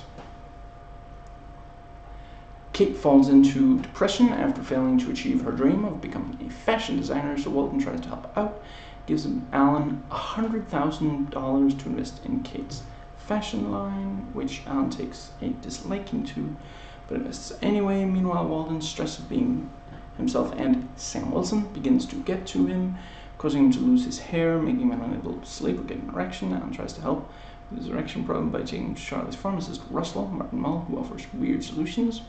After Kate leaves for a fashion show in New York City, Walden decides he will abandon his Sam persona and reveals to her who he really is. Stressed about how he's going to do it, Walden spends the next 3 weeks at Kate's apartment, gorging himself with junk food and becoming fat. And the title quotation is from Alan welcoming Kate and Walden into the house. Alan sounds like they're married and Walden is cheating on him with Kate.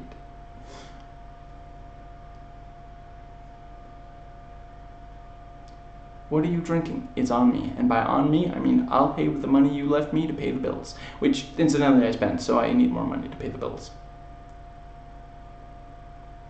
Please, I've been so desperate for money I've climbed into fountains at night and stolen the wishes of children. That is such a good way to describe, because really, technically, physically, what he's doing is taking money out of the wishing well or wishing fountain, whatever it's called, but stolen the wishes of children. That's a really good, yeah. My life has been a complete waste of time. Other than that, I'm terrific. I heard you're terrific. Snooky's line of baby thongs. 3 words. Snooky's baby thongs. You know how I used to say you had to pay me to hang out with you? Here we are.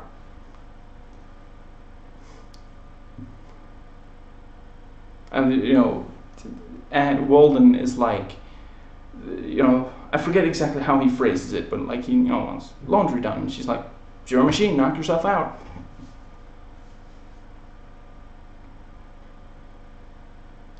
The money is not for you, it's for Kate. Next time, lead with that. I'm about to give you a boom shakalaka. And Alan doesn't want to invest in Kate's project with Walden's money. Maybe he should spend the money to buy a new personality. Nobody's that rich. I really, really like it when Kate calls Alan a douche. You can follow my seagulls on Twitter, #GullsGoneWild. They say you're not really rich until you have servants who hate you. Take my breath away. I'd love to. You're supposed to be a simple rich guy, not a gay Bruce Wayne. I think we both know if I had money, I'd be the biggest festering pile of human waste that ever lived. And Alan's going to invest $50, not $100,000. But Walden talks to him and he agrees to $60. I can't believe Alan invested $100,000. I can't believe it took him 2 hours to do it.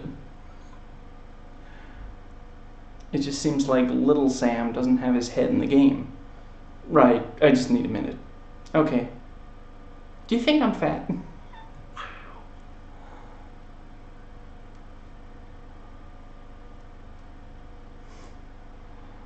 And, Walden comes into... Excuse me. There we go.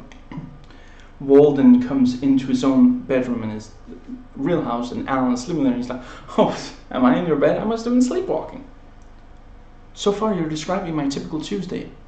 The worst part is, I can't get an erection. Okay, just let me brush my teeth. Whoa, wait. What? What? Oh, sorry, I'm still half asleep. Not only did Alan think that was what Walden was asking for, but he was okay with it. He's just like, let's just brush my teeth.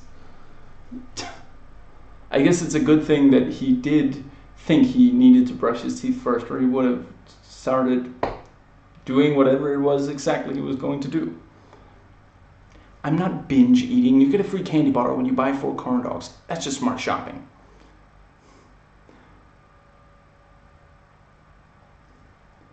I love Alan's face when Walden tells him to go brush his teeth. More of Russell. Excellent. I was a little worried that we weren't going to see more of him now that Charlie wasn't on the show anymore. I'm really glad they found this way to bring him back, at least briefly. And yeah, there's some chance he'll be in one of the next 2 seasons as well. Just, yeah. But the last time we saw him was at the very start of season 9 when he was talking about how he was going to get the money that Charlie owed him because he was running a tab. And he's like, oh, you could talk to the authorities. I'd rather not get the authorities involved, actually. Okay, Walden, how hard do you want it? Redwood tree, tungsten steel, Chinese algebra. I'm not looking to frighten anything. Really? I like eyes to whiten when I unsheath the sword. This one I call ouch. That's her, not you. Just take half of it because technically it's only for horses. Do I need a prescription for this? What are you, a cop? I'm really glad they worked in the catchphrase. I love Russell reading the side effects, and some of them are homicidal, patricidal, matricidal, and suicidal thoughts. And one of the side effects is difficulty achieving an erection. That's wow. Okay, because I can't stay and I didn't want you to think it's because I wasn't enchanted by your talking penis. And Walden talks to his penis by himself. I guess there's some chance that Alan will bring back the dummy, the what's it called? Ventriloquist dummy he had in one of the next 2 seasons. Yeah, that kind of made me miss it. And Kate has to leave Walden there by himself because she doesn't want to spend Alan's money flying her boyfriend across the country. What if I said I had plenty of money? I would ask you why you didn't help me instead of Alan. Fair question. And more binge eating. Let's see.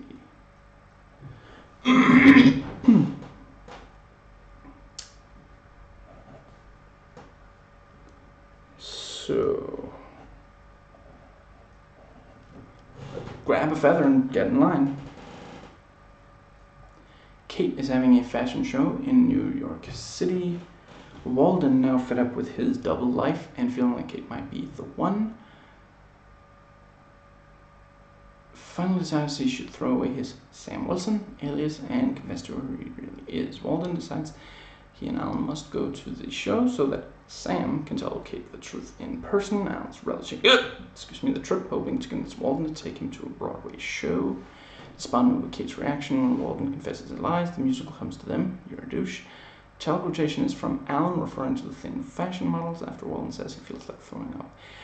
It's possible that, you know, if you watch this video way later, it might no longer be up. But I last checked a couple of days ago, and at least then, You're a Douche actually is up on YouTube, so you can watch it anytime you want, which I'm really glad for. It was a lot of fun. I don't know how to say this, but you're either wearing a child's shirt or carrying a child. Both options raise concerns. And Alan hasn't seen Walden in 3 weeks. My house smells like you. This place smells like Kate. I'll take things a serial killer would say for 500. You want to be my next victim? Always a good response to that. Hey, my penis is like Santa Claus. I don't need to see it, I just need to believe it. Plus, it would be nice to lose the gut and see my penis again. And I'm sure he'd like to see you too. And we have a Rocky-style montage, and he immediately loses the weight, so it's cut short. Everyone here is pretentious, bitchy, and high. I love New York. Yes, I'll pay your expenses, and give you a per diem. If he ever gets a real friend, I'm screwed. Walden Schmidt in a lame misrepresentation of who he is. Alan so badly wants to see a Broadway show.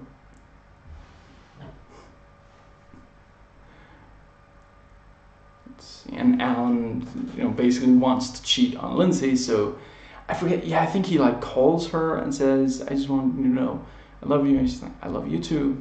Son of a bitch. Because, yeah, on some level, he would rather cheat on her. So, yeah. I feel like I'm gonna puke. Well, this is the place for it. Grab a feather and get in line. Alan, it's so good to... Alan! She can't even say it, like Zoe. And Alan sings from, I'm guessing, Jersey Boys? You know what? This whole time I thought he was the douche. But you're the douche. She walks up. Unbelievable. She likes me. Life is not a musical, Alan. Not with that attitude. So knock it off.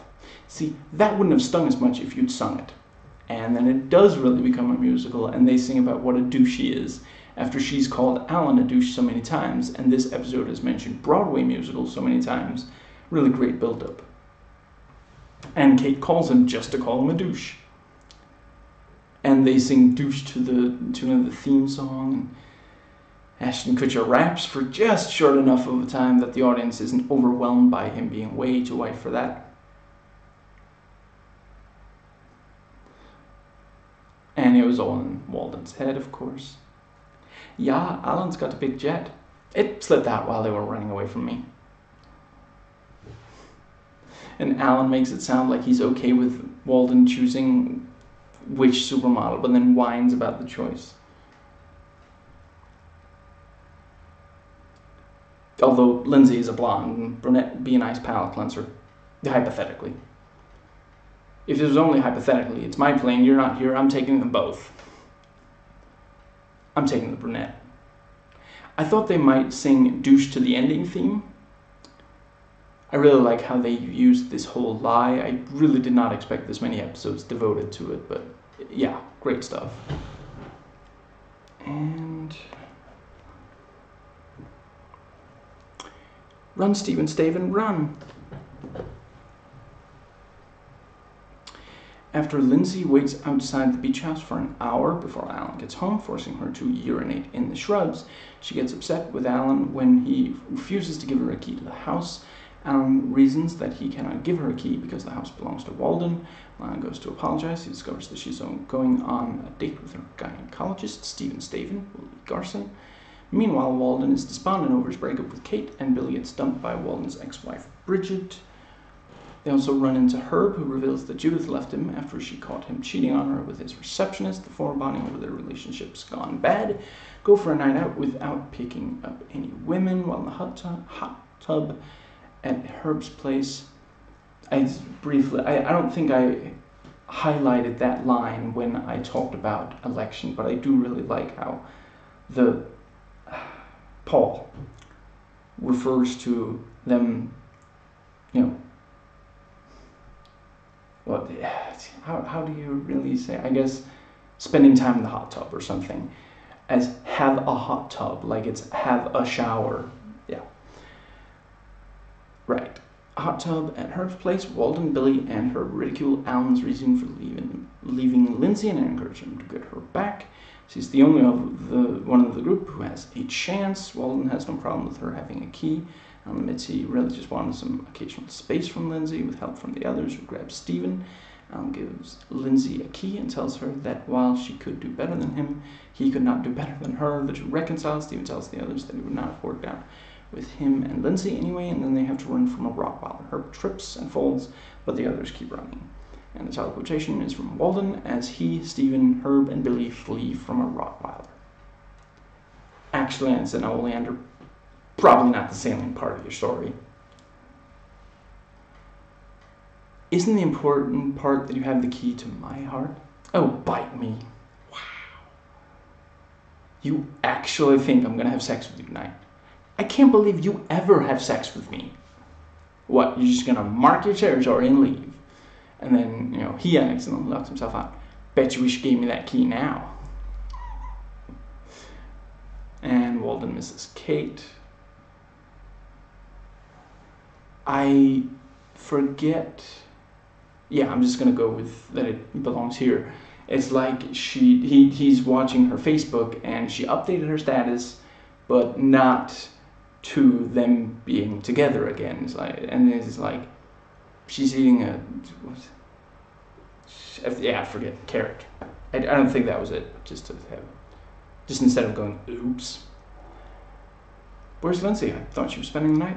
That was the plan, and she decided I suck. Why did it take her so long? And I don't need a hooker, I've got Lindsay. You should lead with that when you try to get her back.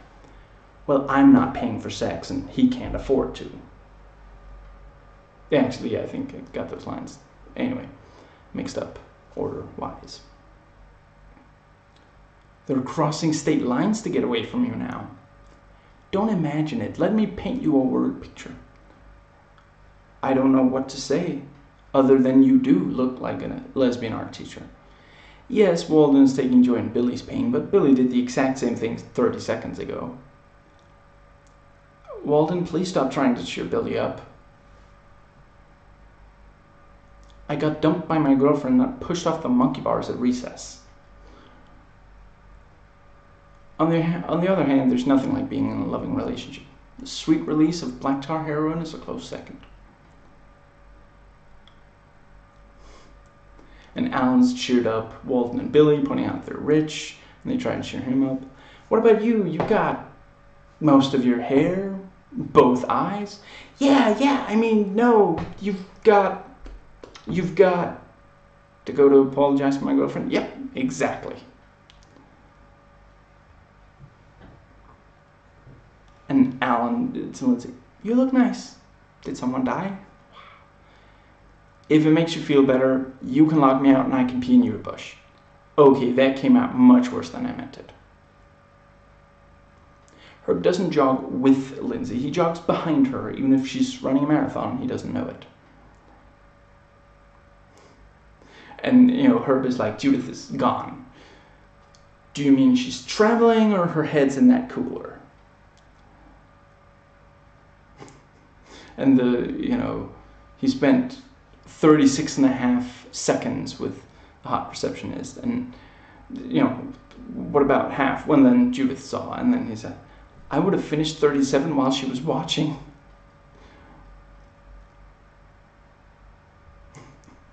And Billy and Walden are talking about who they most want to have sex with, and he's saying, can I choose someone animated? You want to get chunked by Mrs. Pac-Man? I mean, she is married, And, Walden says he wants to sleep with Mother Teresa.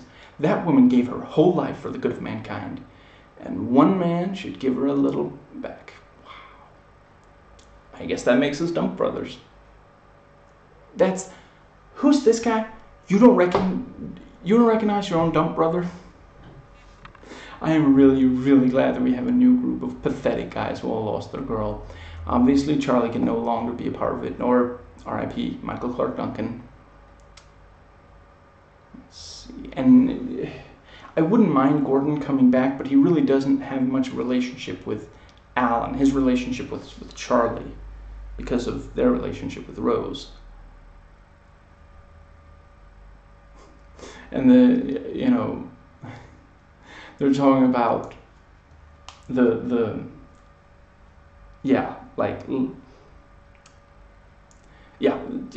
talking about the gynecologist having been at Lindsay's vagina. On business, you don't want him to return on a pleasure cruise. He could take apart and reassemble her undercarriage blindfolded. You're more like a guy trying to put together a bookshelf from IKEA. As a doctor, I have access to some pretty righteous chronic. You're a pediatrician. I prescribe to the parents, who may on occasion sneak some to the kids that they really want to calm down. 50-50 shot it's their own kid. The only way you could satisfy 4 women is if they were cannibals. Him trying to lower the bar at the bar was pretty funny. And Billy and Herb have had threesomes. It's not mine to give, it's your house. Since when does that matter to you? I like to have my own space. And we're back to your space. I want to keep my options open. You have option. Shun, as in other girls shun you. Herb, please stop talking about diapers and wanting hot women to be your mother. And the 3 guys pick up Lindsay's date and let Alan have time alone with Lindsay. And finally, Alan does give her a key. Mi casa is su casa. Actually, Walden's casa is mis casa is su casa. I think I went to high school with a su casa, which is ironic because she ended up homeless. And Alan gives her the key to the house, and she takes him back. And Lindsay thinks Billy is a lesbian. And then he says he thinks Judith's robe makes him look boxy. Obviously, he didn't get to wear one of Herb's robes. He didn't get to them before the others. Yeah. It was never going to work between Lindsay and me. Outside of her vagina, we have nothing in common. And they all have to run away from an angry Rottweiler. Run, Staven, run! I thought that was going to turn out to be something that his bullies yelled at him in school, especially once he said, "It's made me a stronger person," about his name, having read the title of the episode before watching the episode. And this is going to turn out to be a short video for one of these. I only had 2 hours, and we're, I guess, just about, we're 3/5 of the way, I guess, or something like that. I am not going to make an edgy joke about racism. I just wanted to acknowledge that, yes, it did occur to me that I could, and I'm not. So, paint it, pierce it, or plug it. I guess all I will say is I really liked the joke that, I forget exactly who made it, but they were, was it maybe, I don't think it was Jake, was it? Anyway, one of the Stone Gremlin people in midnight screening of the 2015 version of Fantastic Four joked that, because, maybe it should be called the Fantastic 3 3/5. Jake brings home his 36-year-old girlfriend Tammy, Jamie Presley, and Alan becomes concerned about her and Jake due to her job as a tattoo artist, her kids, and time in prison. Despite her appearance, Tammy is a good-hearted woman who knows how Alan feels about her in a relationship with Jake. Meanwhile, Jake tells Walden that he plans to marry Tammy in Las Vegas right away, but tells him not to tell Alan. Unfortunately, Walden spills the beans during dinner, and Alan and Jake have a falling out over Jake's decision to get married. As they pack for Vegas, Tammy tells Jake she wants their families to be there when and if they do get married, and tells Jake to make amends with Alan. He does so, and also apologizes, saying he just wants him to be happy. He is relieved that they are not getting married right away, and thanks Tammy. And the title quotation is from Tammy about what she can do to nipples as she and Jake plan to get a nipple gun.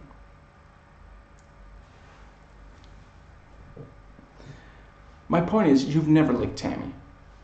I don't know how to respond to that. Yeah, you don't. She's delicious. You know where I live? Yeah, someone else's house. And I think he ends the Skype conversation. He's a dull blade, but he cuts deep. Of Walden, listing things he'd like to turn Jake's room into Walden's room to do whatever the hell he wants with.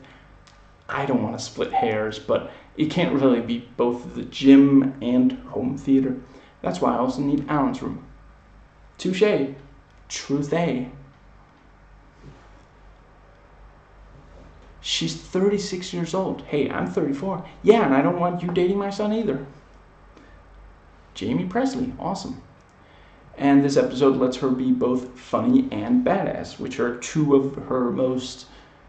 Yeah, I love her. I love her in everything I've seen her in. I milk cows when I was... Yeah, sorry. Yeah, she's talking about like she's got a good... How much of an accent did she have? Nah, I'm not going to do an accent. I milked cows when I was a kid. Then I discovered boys. Just kidding. Not really. Walden is getting so much joy out of how bad Tammy is for Jake. And Walden is like to Tammy, I like you. I like you too. And I was like, everybody likes everybody. I took one look at his butt and I thought, I don't want to tattoo that. I want to bite that. Wow. He's got a point. Doesn't make any sense, but he's got a point. You give me a nipple and I'll paint it, pierce it, or plug it. You're not helping I'm not trying to. He's really channeling Charlie right now. Anybody who judges me can kiss my ass right on my tattoo, Brad Paisley. And I don't know when you last had sex with a 19-year-old boy, but it is a lot of fun. And 8 minutes later, it's a lot of fun again. I'll take your word for it. He worships the ground I walk on. He used to worship Twinkies. He still does. But don't worry, I don't let him have any sugar past 9.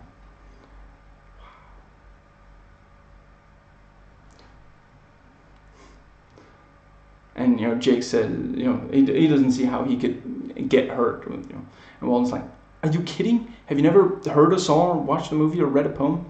Yes, yes, and no. And Jake wants to marry her.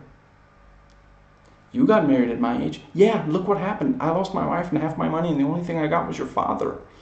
Wow. And Jake doesn't want Alan to know he's getting married until after he's gotten married.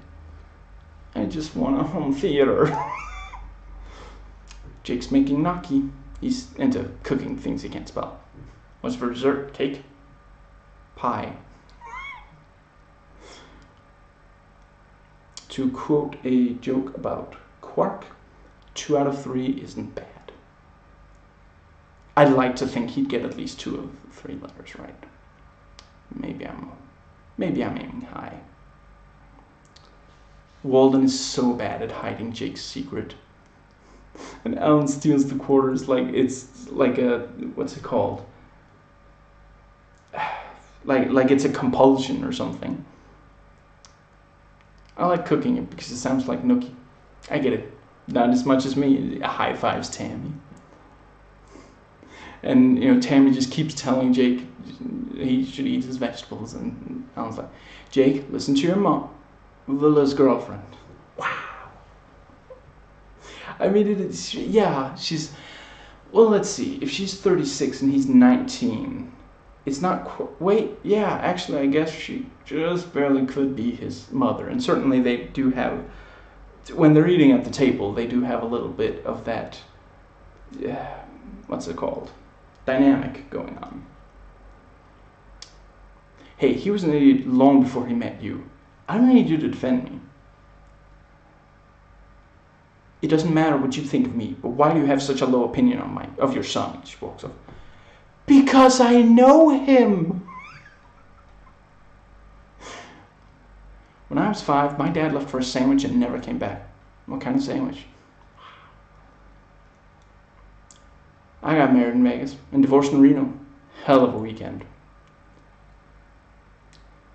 If marrying Tammy is the right thing for you, you have my love and support. We're not getting married. Oh, thank God. Jake, I also want to apologize. You're dead to me, and I have a home theater. When we have a couple of kids of our own, maybe more than a couple, like 2 or 3. I guess he legitimately thought that a couple of kids meant 1 kid. Wow. He really is unbelievably stupid. And then, Berta talking about Jake having children and moving in. You're going to need a bigger house. I am a little worried about the 3rd generation of leeches moving into my house. And then Jake about giving his baby a Chinese name. Yeah, I gotta be ready, Dad. They say 1 out of every 3 babies is born Chinese. I love it. He could teach you Mandarin. Communists don't make as much noise, and they're really good at sharing their toys. Let's see. Oh yeah, I think this is supposed to go earlier, but I just put it here. She learned tattooing in jail. No, juvie. Wow. Let's see.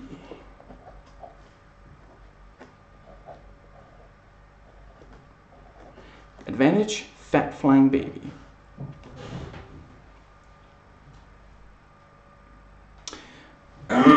Excuse me.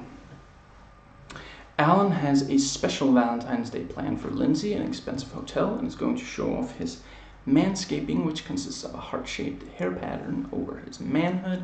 While Lindsay is anxious to go out, Alan has an accident finishing his surprise and ends up in the hospital. Lindsay still has the best Valentine's Day ever, getting to drive 95 miles an hour by the police escort to the hospital.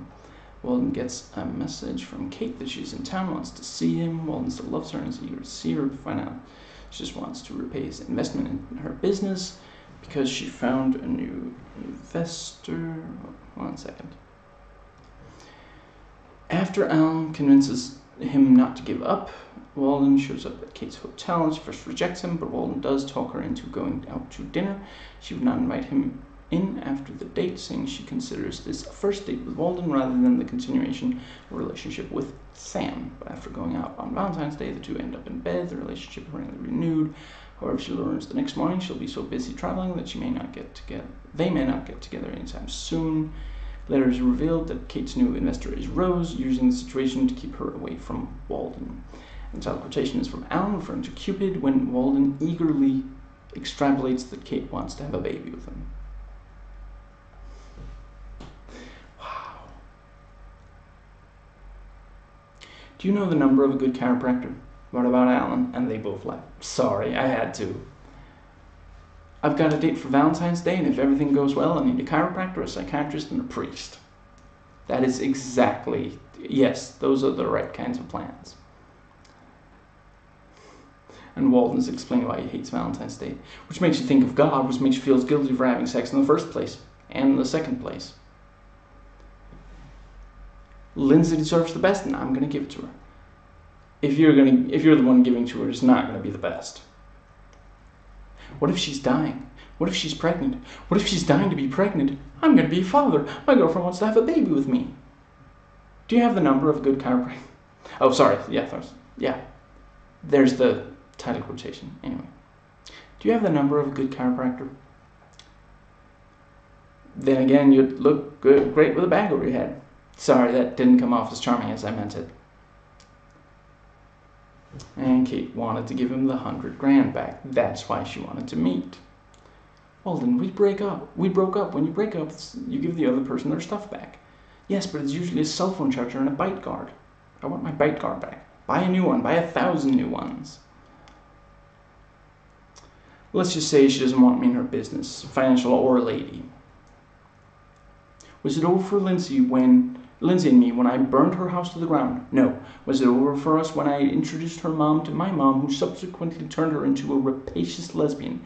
No. What about me living in this house? Was it over when my brother died and you bought the place? Sadly, no. Don't worry, buddy. I'll always be here for you. And the door closed behind Walt. Literally. Steve Buscemi is the man of Lindsay's dreams? And Kate won't have sex with Walden. And Alan talking to Walden, who's going to see Kate. Valentine's Day, that's a terrific day not to get laid. Let me think. I think briefly, I just want to write something down to add to the review, and I'm going to try not to leave any dead air. Basically, I want to make sure to note in the review file,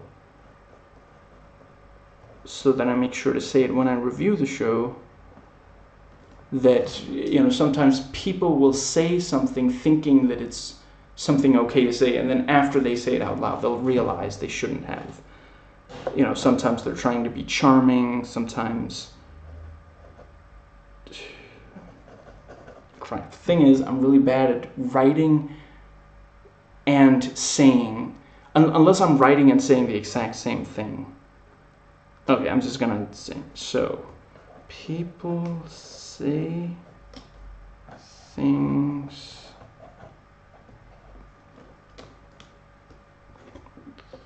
thinking it's okay to say.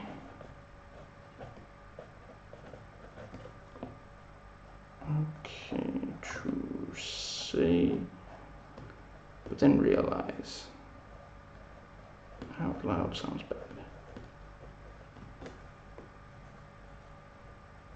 There we go.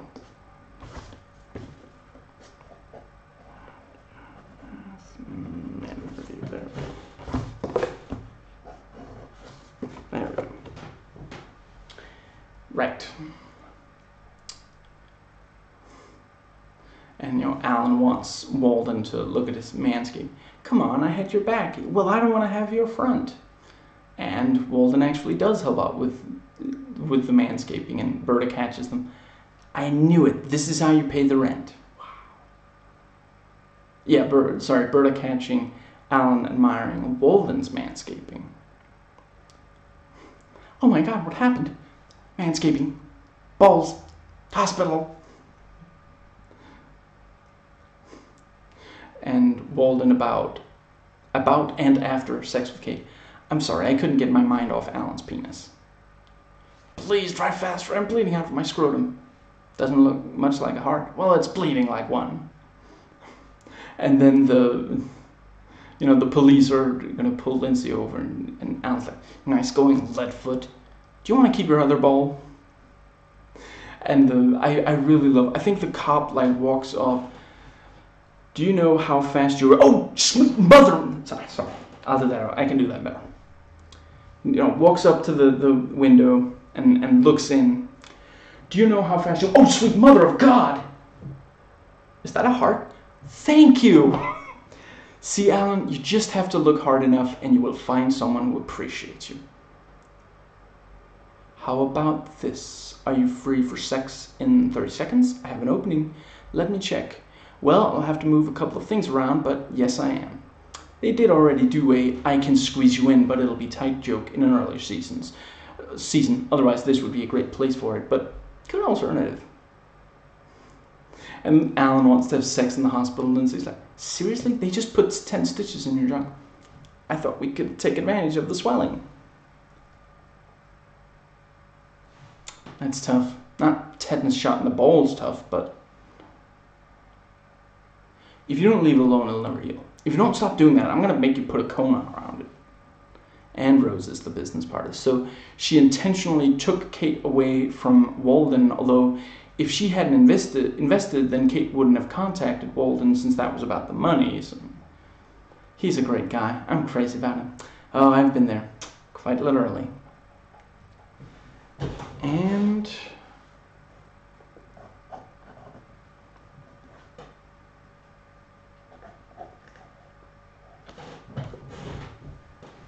Throgwarten Middle School Mysteries?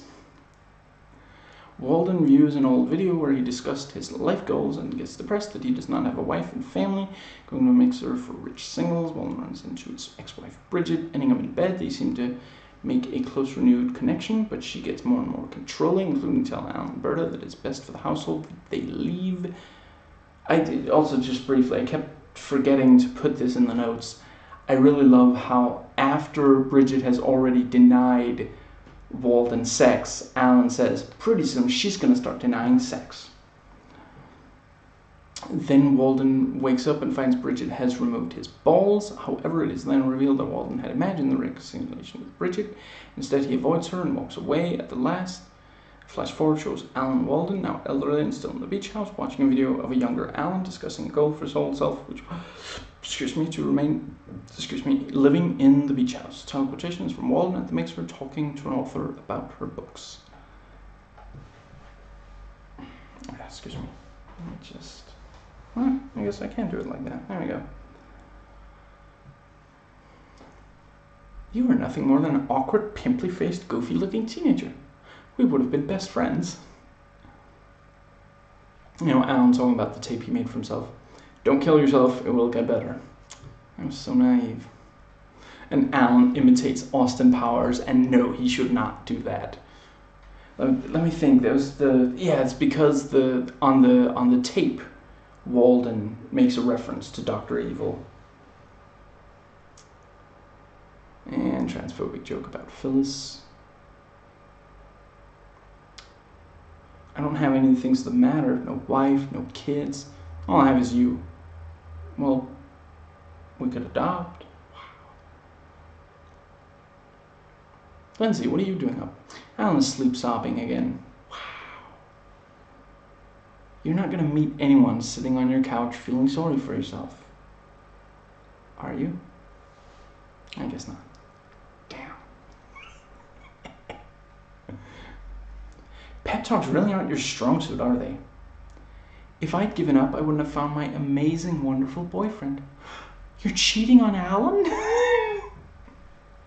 I mean, that really is. Sometimes she's super into Alan, then other times she just can barely stand being around him. I feel like some of the writers really think the two should be together, and some of them really don't. Yeah, I don't know.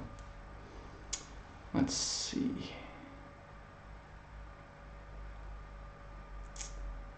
And Alan thinks the dating service Walden is using is about call girls, and just, yeah, he keeps thinking that it's about call girls, even as Walden tries to explain. You're not going to meet anyone standing around feeling sorry for yourself, are you? What? Nothing. I really like the pharmaceutical CEO. She wants to turn dating into just another executive thing that she can control.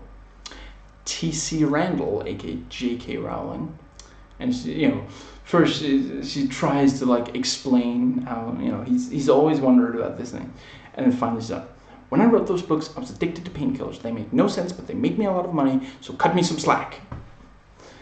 And she walks off, going off to retcon representation into the books via Twitter. Amy had sex with a senator, and owns the video. And, the host talking about Bridget. Sure, what's the worst that can happen? She's already gotten half your money. And by the end of the episode, we do see what the worst that can happen is. The last guy I talked to offered to give me a boob job. Plastic surgeon?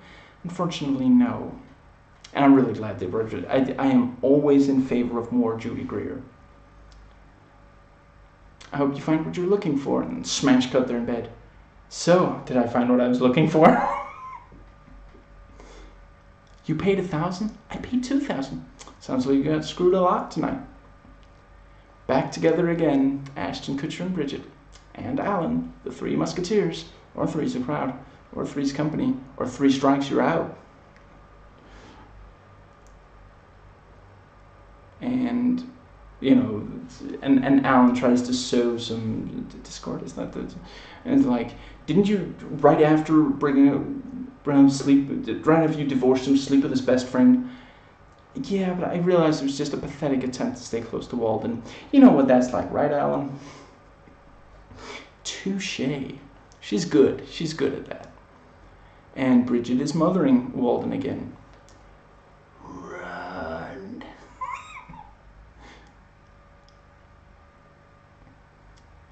I like that prison. I just don't want to be in solitary. About prisoners to their pelvis. Again, a really great, yeah. And, she wants sex to be a special event. Are we talking special event like Monday Night Football or special event like Haley's Comet? There you are, Alan. Come join us, please. And Alan looks so freaked out. Bridget feels, we feel that you living here is no longer beneficial to the goals of this household. Either way, a bone will be involved. And Berta was so happy to find Alan's moving out. She didn't realize that she would be, fired. And, yeah. And Walden wakes up and Bridget took his ball. My balls. No, my balls. And the whole episode was a nightmare. So far, both of Ashton Kutcher's seasons have had one episode each that turns out to have just been a nightmare of one of the two protagonists. I really hope they keep this up for the other two. And Alan recorded a video, and 90-year-old Alan still living with octogenarian Walden, and they're both deaf. Clever twist on the relationship between Walden and Bridget. Last time around, he wanted her to mother him, and she didn't especially like it anymore. But he's grown and is more mature, and here she's seen in this nightmare to not accept that, and in fact mothers him to the point where he loses all independence. And it's like, since it is a nightmare, it's possible that is not what would happen, but that's what Walden sees. And again, we have the thing of, couldn't he try after this episode? The thing is, maybe they will try in one of the next two seasons, but with this episode, that's going to be all he can think about if he does try again. Unless something changes. So that's why he's not. But yeah, let's see. The mothering. Let's see. Actually, I guess I said everything about that then. Let's move on.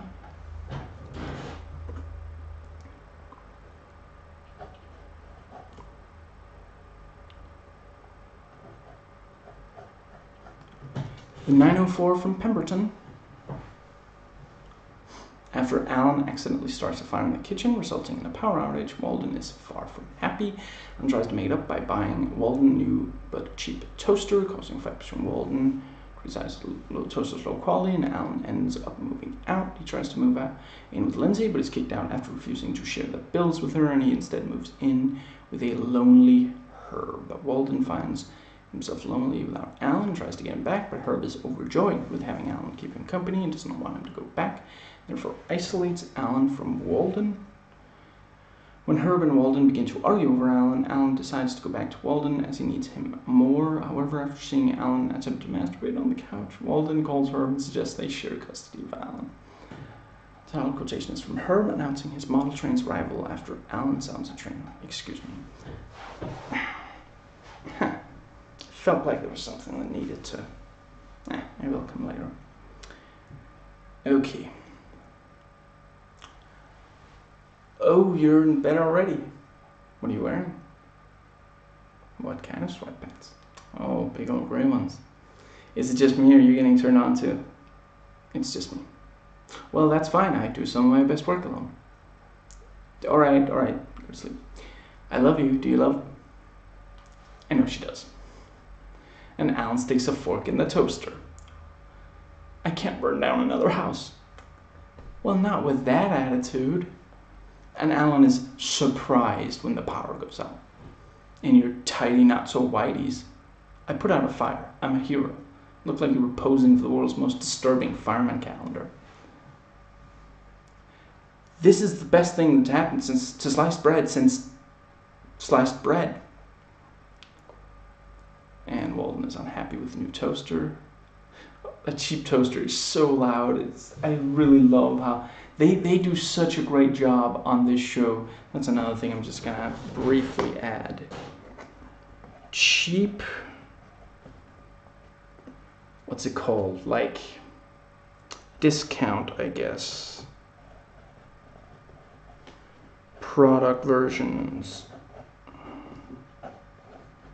of real things.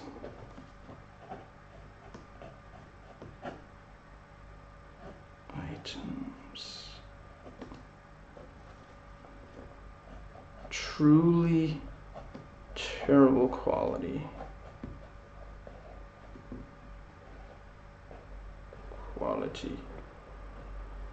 See, I can't write. Yeah, that's what's it called? Write in hand, is that what it's called? Quite as fast as I talk. I can't type. Wow, it's been so long since I typed, since I usually voice typing, because the wrists. Anyway, I may be a little late Monday. Okay, what time should I expect you? Wednesday. Should I dock you for the time you missed? I wouldn't. Forwent. It's a word. Don't question Scrabble eyes, Alan. It's his gifting, sometimes, of course, like a nephew for Christmas.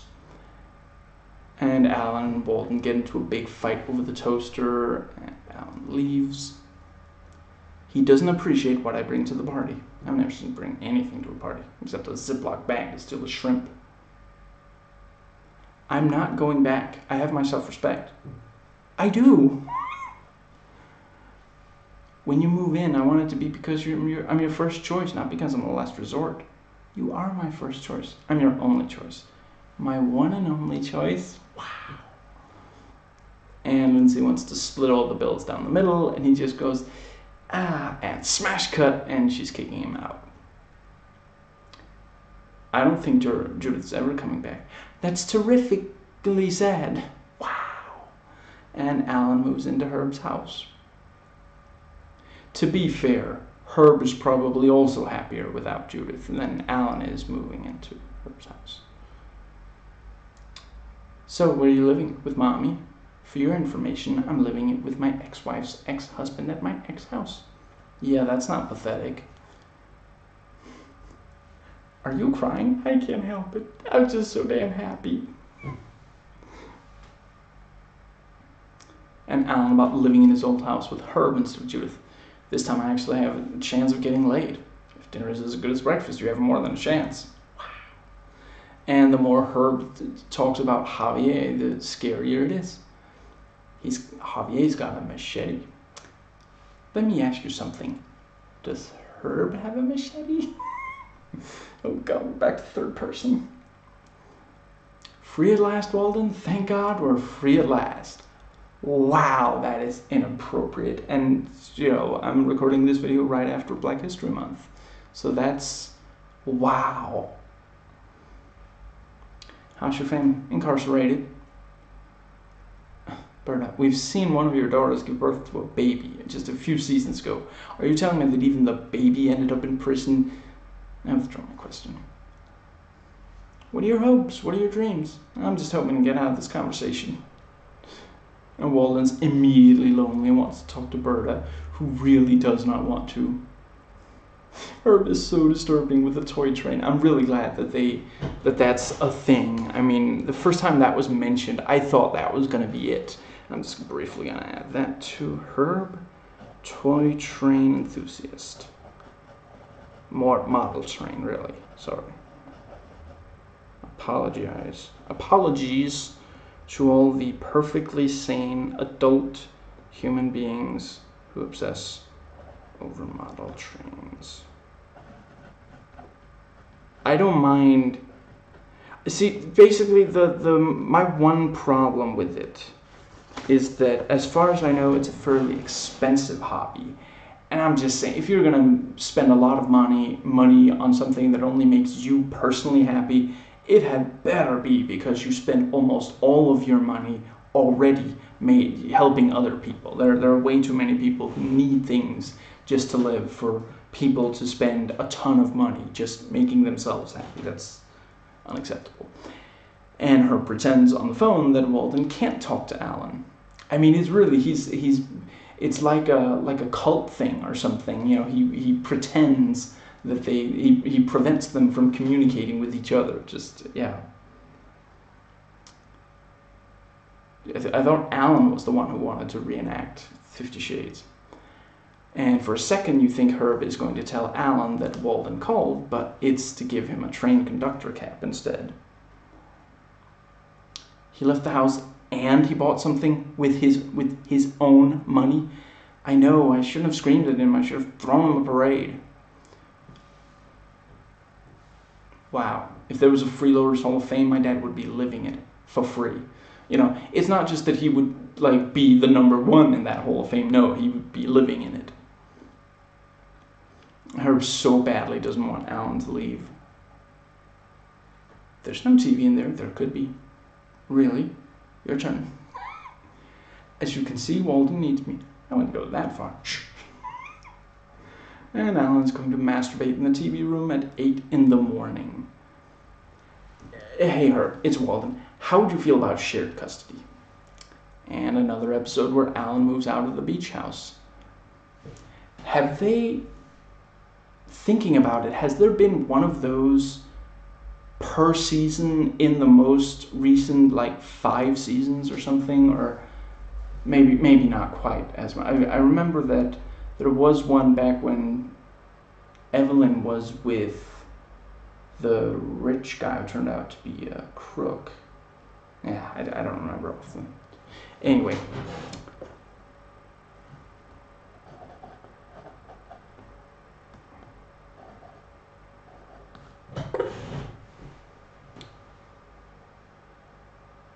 Big episode. Someone stole a spoon. Walden twists his testicles doing yoga, and Herb examines him at his office. After he walks Alden for advice on breakups. So Walden shares 3 things that helped him get over Bridget, pot, sleeping around, and buying a beach house.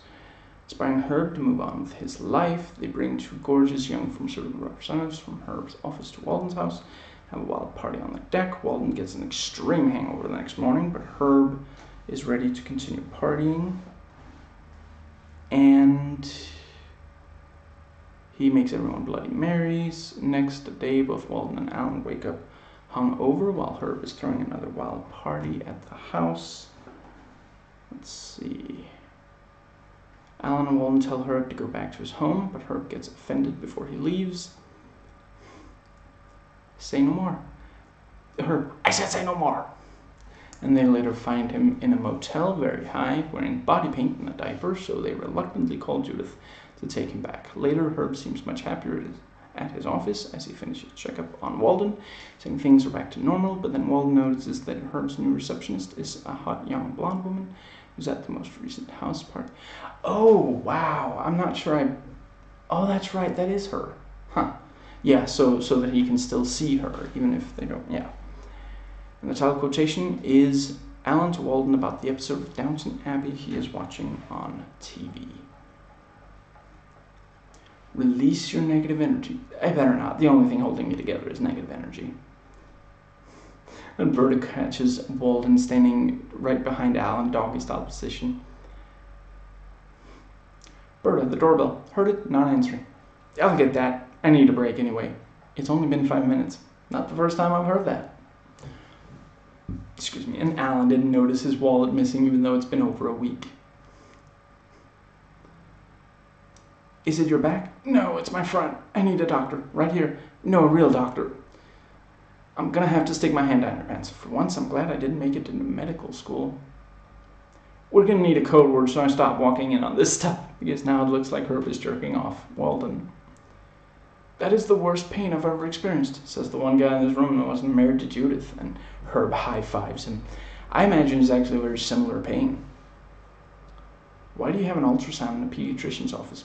When a kid swallows a Matchbox car, I need to know if it's going to drive out of there by itself or needs to be airlifted out. Herb, you've had your hand down my pants 2 times. If you were a woman, I'd be meeting your parents. And Herb doesn't realize how attractive the 2 pharmaceutical reps are. Or do you want to have a threesome with them while I watch? Because I'm fine with that. I'm not. And Herb is suddenly smooth. I guess I am going to masturbate tonight. He wasn't already going to? What is this, the Twilight Zone? Walden said that Alan is his father. That does explain the living situation better than the sad reality. Are you drunk or hungover? Yes. Walden stole a boat. How are you in such a good mood? 3 pills, 2 poops, and I'm good to go. Wow. And Alan to Walden about drinking in the morning. Don't judge me, you stole a boat. And suddenly Herb drinks a lot.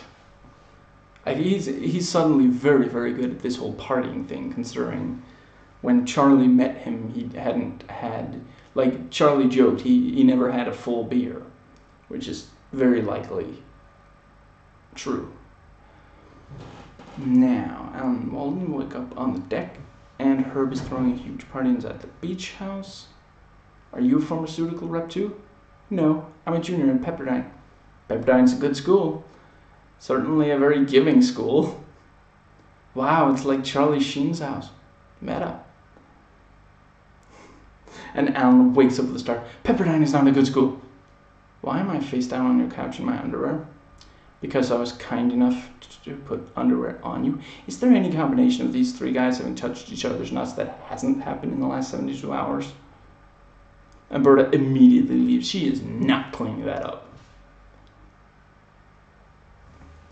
And Walden and Alan neither of them want to be the one to tell her that they need to slow down. The last few weeks have been a blast. It's only been 2 days. Oh God! I haven't thought about her at all in the last 2 days. Or weeks. Whatever we agree is real. It's not personal so much as... Yes, it's personal. Say no more. I know when it's time to leave, and it starts to leave. Herb, I said say no more. Last time we saw him, he was countering pharmaceutical cocaine by snorting cat tranquilizers. Yeah, and then we go and kick him out. Oh God, we killed Herb. No, that's not true. You killed Herb. Pretty cool. You can track someone by their credit card. Yeah, I'd track you if you ever used yours. All I need is more Plaxitril, and possibly a hepatitis test. Look who it is, Mr. and Mrs. Buzzkill. You're the missus. And Alan looks like he already knew that. Let's see. And Alan and Walden got her Judith back. But yeah, I can totally see, like, she had time to just shoot that really brief appearance outside of, but yeah. And Alan, about them getting her back with Judith, legitimately saving his life. Now he'll only be dead on the inside. This show makes really good use of Ryan Stiles. Alan may have trouble talking Judith into anything, but she has been seen to swoon over Walden, so he might have been able to convince her to go back to Herb. Ryan Stiles used well. I really should have gotten a piece of paper I wasn't already writing other stuff on. Anyway.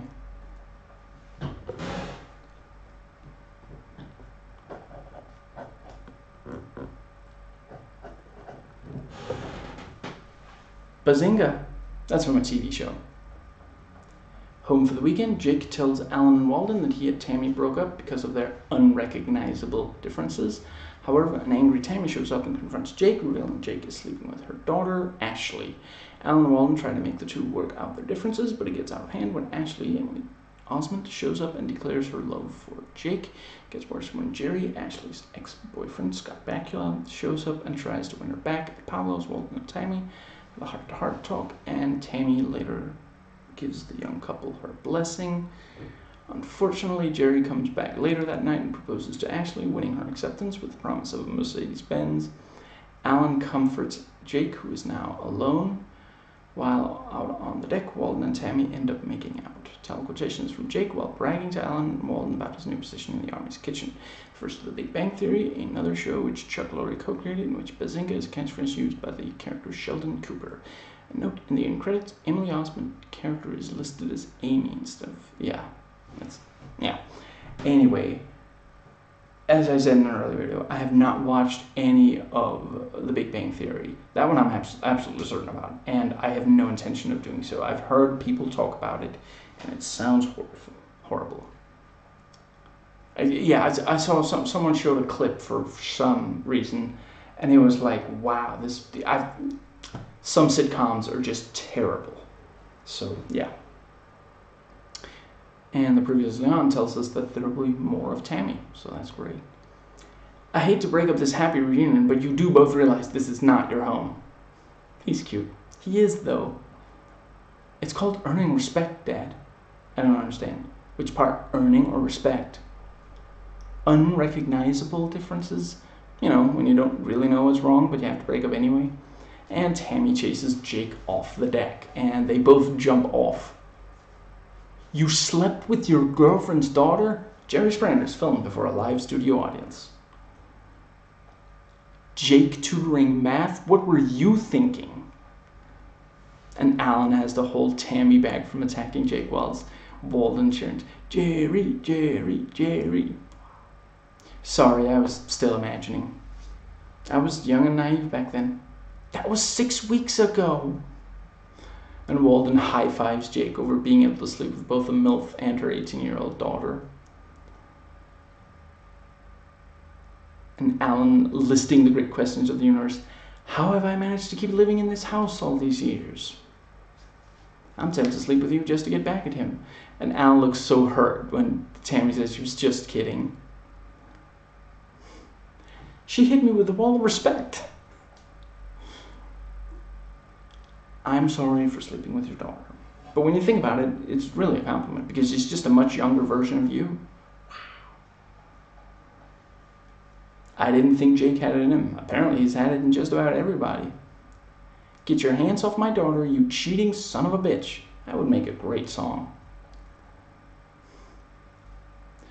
And Tammy about sleeping with Ashley's ex-boyfriend while they were together.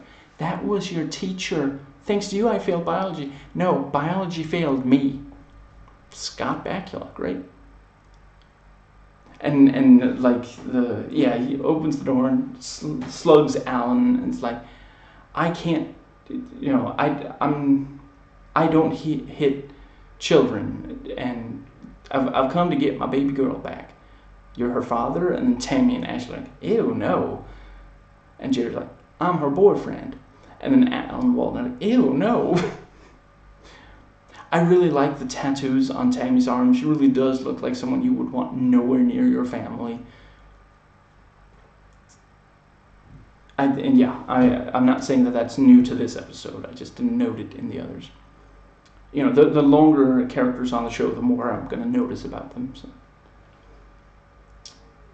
Walden really does not want to hear about Tammy's body. You do paint a picture with your words. I like the thing about she says that the what's it called? Feeding breastfeeding completely ruined her breasts and nipples or something, and then a little later she's like, oh no, that was 2 boob jobs ago. I can cut glass with these things now. Were you happy with Jake? I mean, before he started climbing the family tree. Excellent turn of phrase, because, climbing someone, it means, getting on top of them, having sex. The family tree, you've got like the parents, and then you've got their offspring going off. So he climbed the family. That is really great. And Ash is like, what's the deal with Jerry? I mean, he won't hit a kid, but he'll hit someone much older than him. And then Alan's like, what? And then she's like, I said he won't hit a kid, but he'll hit someone much older than him. She thought he said what because he's nearly deaf. Wow. I mean, I don't know exactly how old Scott Bakula is, but I would guess that Scott Bakula is probably older than John Cryer. But yeah, I like him in what I've seen him in, which isn't much. I mean, I think he's one of the few good things about Star Trek Enterprise. This is the oddest family moment I've ever witnessed. Maybe I should grease up a pig in case I want to wrestle it later. And he gets down on his knees. What's it gonna take to get you into my life today? But wait, there's more. My manager is gonna kill me. But if you say yes right now, I'll throw in a 2012 Power Blue Mercedes SL I just bought at a police station. And then even Alan yells, take the car. Excuse me. And he explains to Jake, it's a great deal. He's so much of this used car salesman, I guess, that even when he's proposing, he talks like a skeevy used car salesman. Just, that's so good. And again, just going over the jokes, what's it going to take? Usually that's the thing, what's it going to take to get you inside one of my cars today, and then, but wait, there's more. My manager's going to kill me. And just the whole thing, yeah. Wow. And Jerry gets Ashley back. I love that, Ashley and he hug, and they're like, aw, and then they kiss and ew. They're kind of glad, but they're just, that's still, yeah. But, she's like 18, she's old enough to make many, many mistakes, so, yeah. I really like that, see, this is the kind of stuff, I'm glad that I have to admit, I did worry some that they were going to do a lot of physical bodily function humor, and they have done that some in these later seasons. But I'm really glad that they went into this kind of thing, because this really is, they couldn't have done this in one of the first couple of seasons, but now that, at this point in the show, they've pushed the boundaries so far, and to have this thing of Jake slept with this white trash 36-year-old and her 18-year-old daughter, and and then she's with this car salesman who's 50 years old or something. So, and they're all like, ah, they're getting married, but then, oh, they're touching, it's just, I really, really love this show. I really screwed up everything this time, didn't I? Well, you certainly screwed everything you could. I don't like being a harper. Nobody does, son. Nobody does. He really is the king, isn't he? And my daughter gets to be the queen. It's a white trash fairy tale. Because Jerry managed to sell Walden a really bad car. And Walden and Tammy make out. I forgot to note this when they said it, but at one point they referred to Ashley as Hannah Montana. I didn't realize she was actually on that show, and this show did already have the real Hannah Montana, Miley Cyrus, on. But again, I don't really know these. I didn't watch a lot of Disney TV, only the Disney animated movies and a few of the live action ones.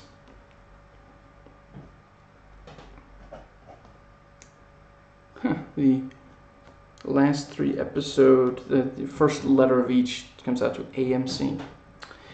Now, let's see. Another night with Neil Diamond. Lindsay stuns Alan by breaking up with him, although he is initially devastated. The next morning, Alan cheerfully explains to Walden that he and Lindsay break up all the time, which they do. They've done it anyway. All the time and get back together when Alan apologizes. However, when he goes to see her, he is outraged to learn that Lindsay has begun dating a man named Nick. Excuse me. And there we go. And Alan injures himself when venting his anger. Later, he heads out in his car to spy on Lindsay and Nick, joined by a cheerful Herb. Alan tries to spot Lindsay and Nick from a tree, but he falls and badly injures his neck, made worse by hearing Lindsay having very loud sex with Nick. Lindsay asks Walden to tell Alan to stop trying to communicate with her by phone and texts, and Walden manages to stop Alan from heading out again. Alan is despondent, and even Berta reluctantly tries to lift the spirit, while Walden takes Alan to Palo Alto to cheer him up. Introduces Alan to Nick's ex-wife, Jessica Lundy, who has also been spying on Lindsay and Nick, and she invites Alan to have revenge sex. Title quotations from Berta when a depressed Alan sarcastically asks her what she wants. They're staying in because the coupon Alan has is only for to go. The guy's a piece of work, which is ironic because he never seems to go to work. That really, there's a joke in a Simpsons episode where, let me think.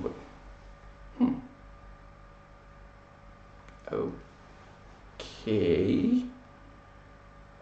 1 second.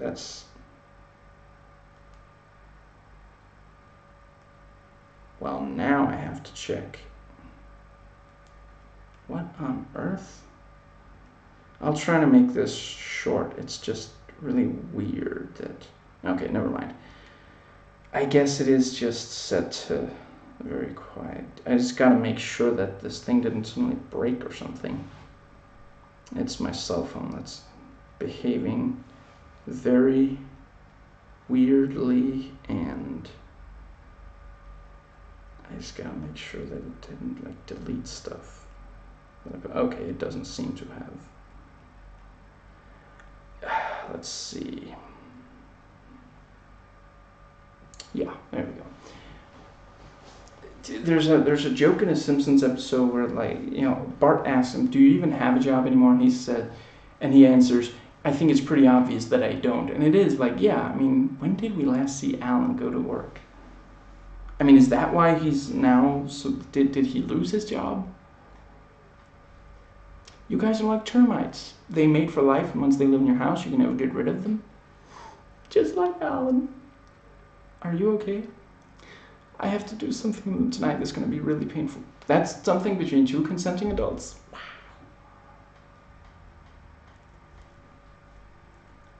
You can't break up with him. You and I are his world. And if you leave, I'll be his world. You're not listening to me. I'll be his world. And Alan's reading his fortune cookie. Your life is about to take a turn for the better. I think you may have gotten Lindsay's cookie. No, that's what he won't be getting anymore. So Walden is saying that her life will take a turn for the better when she's not with Alan. Wow. And Alan drinks both his and Lindsay's wine to cope. You owe me $22.50 for dinner. My God, he's never going to leave my house. It's sweet that you actually thought he was going to. In my experience, either the magic wears off or the mushrooms. The thing is, I still love you. I'm just not in love with you. Not a deal breaker. It's better that it happens now than after we're married. Then she would have gotten half my stuff. Sure. Let it out, and it cries. That's a lot out. Let's put some back in. Now all I have is, now you're all I have. And then he starts crying. I know. Okay, I was a little upset last night. A little. You Googled how to kill yourself without it hurting. Drama queen. And Alan doesn't believe that Lindsay's breaking up. I like Walden's happen sentence. I mean, I love it. And Lindsay's seeing someone else. Oh, wow. Wow. World spinning, gut tightening, vomit rising. You can't win. You shut them. Well, I've got news for you. The word win is not in my vocabulary. Can't. The word can't is not in my vocabulary. And he keeps talking about the sex Lindsay's having with the new guy. Let it go. You brought it up. I brought up soup.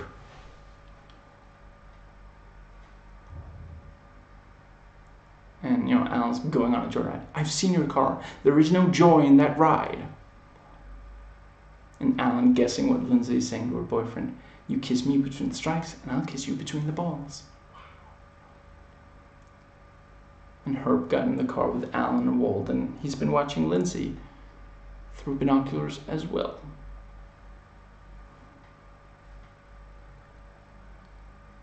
And, Alan wants to get closer to Lindsay's house, and Walden's like, Alan, don't. You're better than this. We both know that's not true. I need you to tell him to stop emailing, texting, and calling me. And, he's like, he means well. Does this look like he means well? Oh, God, is that my kitchen table? Right, after I burn my kitchen table. Thank you. You might want to burn your bathtub, too. How? How am I? Oh, sorry. How? How am I a great guy? I really love her examples. That actually sounds like something that would have been said back when Charlie was on the show. Maybe Charlie would have said to him or something. You shaved, you showered, you realized wearing Lindsay's underwear wasn't a long-term solution. And Walden knew that revenge sex would help Alan. Look who's doing the walk of shame, more like the stride of pride. And that's the difference between the genders. Revenge sex is way better than revenge masturbation. Of course, there's no reason you can't do both. And he leaves the kitchen. Oh God, why am I eating on this table? Wow. And second to last.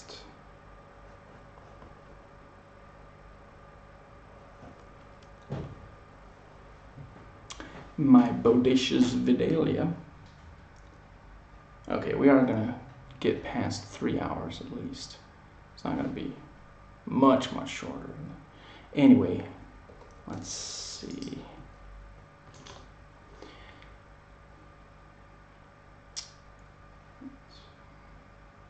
With Alan still depressed over his breakup with Lindsay, Walden sends him off to get a complete makeover, even with his weird 1970s makeover. Yeah, Alan manages to hook up with a dim-witted blonde named Megan Amanda Detmer. That name sounds familiar. Have I seen her in something else? Anyway, she takes him home, where Alan finds that she has a 92-year-old comatose husband named Victor George Coe, while Walden watches Victor. Try saying that 5 times fast.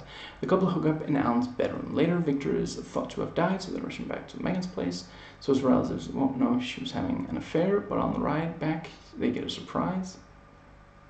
Later, when Alan and Megan are again hooking up, Victor gives them another surprise. The title quotations from Alan describing his new body makeover underneath his body-forming suit. I mean, this is a slow laptop, but if I start it looking at Amanda Detmer. Then it will be ready for me to read. I'll start it going and then I'll read notes while it's going. That'll be, yeah. Alan's looking at old pictures of him and Lindsay and imagining that even then she's thinking of dumping him and sleeping with other men. You can't live in the past. You also can't live in this rope. It's like the secret shroud of urine. Another great turn of phrase. And Walden grabs Alan's tongue, a lot like the Little Britain guy did in one of the outtakes on Spaced. And Walden lists get your own place as one of the things to improve, for Alan to do to improve his situation. Okay, let's see, just briefly gonna look up. I'm gonna go with Wikipedia rather than IMDb and see who this Detmer character is. Maybe it's not quite as slow as I'm thinking. Yeah, once you get it opening a program, then it's not quite as slow. I realize this is not the most compelling commentary, but rather better. I'm basically thinking better that than just plain dead air. Okay, let's see. She was in Drop Dead Gorgeous and Final Destination. Those are probably where I remember her from. Let's see. Oh, she was in Saving Silverman. Let's see. Miss Minneapolis in Drop Dead Gorgeous. I don't know if I'm... Terry, is she the one who says Drop Dead? Maybe.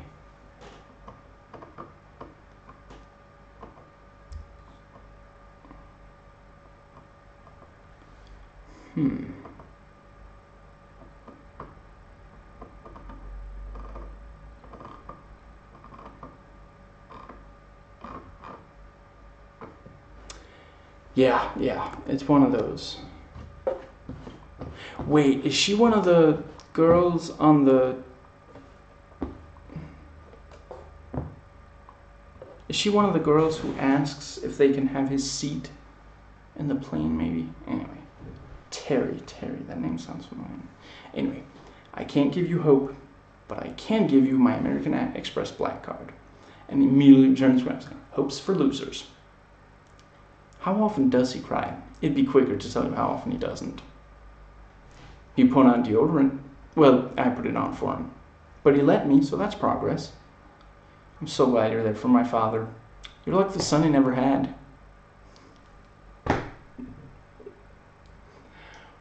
Wow. Yeah, see, I mean, it's difficult to find a line for just how stupid Jake is. There's sometimes seems like there's no real limit to that. Yeah, wow. This is your vision, my friend. Oh no, I could not envision this. That certainly is a look, yeah. Wow. Yeah. Which also reminds me of when Charlie told Jake that it was really hard to watch it's not as easy as it looks. Oh, it was pretty hard to watch. Thanks. About the ballet. DILD. It stands for Dad I'd Like to Do. Let's see. I need my credit card back. And what doesn't want to give the credit card back? Release. I'm trying. Like a misbehaving dog or something. She's a little out of my league, isn't she? You're not even playing the same sport. And he tries to pay for her drink retroactively. Asks if she can make change for a 10. Says he's not going to tip her. Wow. I love Walden walks up and he's like, hey, I was in a really bad industrial accident, but here's my friend Alan. How bad was the accident? Wow.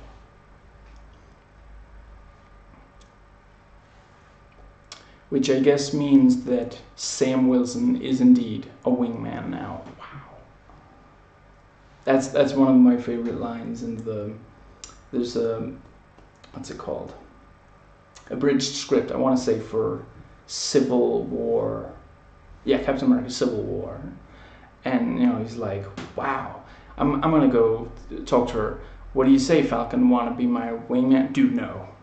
And that's all. That's the line that also points out that, I mean, Steve was already into, I forget her name, Agent 13, but now that she's like a niece to him, hubba hubba. Why do people think that's romantic? It's really not romantic, it's creepy. It was creepy on the 4400 too. Anyway, the pickup line actually worked on Megan, and so does the close-up magic. How did you do that? Pull something else out of me. Wow. And Walden can't get a date with the close-up magic. This is quite a place. Looks like Elton John went on safari. This eagle is very realistic. I want to feed it a bronze mouse. And Alan imitates a dolphin because that's what he was standing near after she imitates, like, I think it's a panther or something, which she was standing near. And Alan just can't get out of the Spanx. Come on, these were designed to come off at some point. And John Cryer really is great at physical comedy. Hurry up or she's gonna think you're pooping. And her husband. Don't worry, he doesn't even know we're here. Maybe not, but I am not a man, she kisses. Who can pass up an opportunity like this? She's a vegetarian, and her husband's a vegetable. How old is her husband? He was one of the original investors in Apple, the fruit. What do you want from me? He was in a coma and she was in a teddy. I thought you had more integrity than that. Where the hell have you been? You have to understand, he was 80 when we got married, and now 12 years later he's still alive and we're both using machines to get through the night. And they met while she was pole dancing, and I really like the thing when, like he caught, like we were looking directly into each other's eyes, and when I came right side up, it was like, wow. But it really, if, like, never mind. I can't expect you to understand what it's like to rely on someone to provide the luxurious life you deserve. Oh my God, we're soulmates. And she brought the husband. Look, Victor, the ocean. You remember it from when you discovered America. Look at him, he is a cake. She's like a powerful sex magnet, and I'm like a sex refrigerator. What does that even mean? I don't know what that means. I just need you to babysit her husband while I plow his wife. It's their anniversary. Just briefly, I'm not entirely... Why doesn't Alan stay with her after this episode? I guess because the husband is now completely aware of his surroundings. And even though he says he likes to watch, but yeah, at some point that's going to creep Alan out. Even if that point comes later. If this is what it's like, just kill me now. And Victor flatlines. Oh, come on. Again, I mean, this is something they couldn't have done in an earlier episode. It's a nice, like, what's it called, ratcheting up of, but it's not like something ridiculous. It's not, jumping the shark, as it, the literal jumping the shark, where they had a character do a stunt so that, I mean, it's a crazy occurrence, but this is not, I mean, yeah, Alan Harper is someone who would have sex with a beautiful woman, even if her husband was in a coma right next to, And earlier they had that thing where Evelyn was with that old guy because she wanted his estate and hoped he would die. I have an infidelity clause in my prenup. If I'm caught cheating, his greedy 70-year-old children will take all my money. Your money? She did earn the old-fashioned way. Your girlfriend? She's about to inherit millions of dollars. She is my girlfriend. Well, then I really think you're missing the point here. You could get Alan to move out if he stays with Megan. And they hit a speed bump, and Victor comes back to life, and they all scream as he asks for ice cream. And Victor was watching them, and Alan actually had sex with Megan even after her husband came back to life. Why am I not surprised? And just briefly, at this point, there are two DVD special features on this, and they are Two Man and Men the Musical and the Blooper Reel, and I'll go into them briefly here. Two Man and Men the Musical is 8 minutes and 30 seconds. It's 37 seconds long. I'm glad they did at least, I'm sorry, I'm glad they did a special feature on this. It's the douche song. And the musical director says, last year our mudslide episode was the biggest we'd done, but this cranks it up a notch. And he says he's directed other musical numbers or musical episodes or something, and I didn't realize right away he is apparently one of the people who direct stuff on the show, and it's just he's directed musical numbers in other shows before. It's not that they brought in someone who usually directs musicals. I mean, it does make sense to have one of their usual directors do it, just as long as he has experience with musical numbers, because it's a musical number, but it's also a very Two and a Half Men scene. You don't want someone who's never directed comedy to direct it. And their choreographer is Bree Cuoco, Kaylee Cuoco's sister.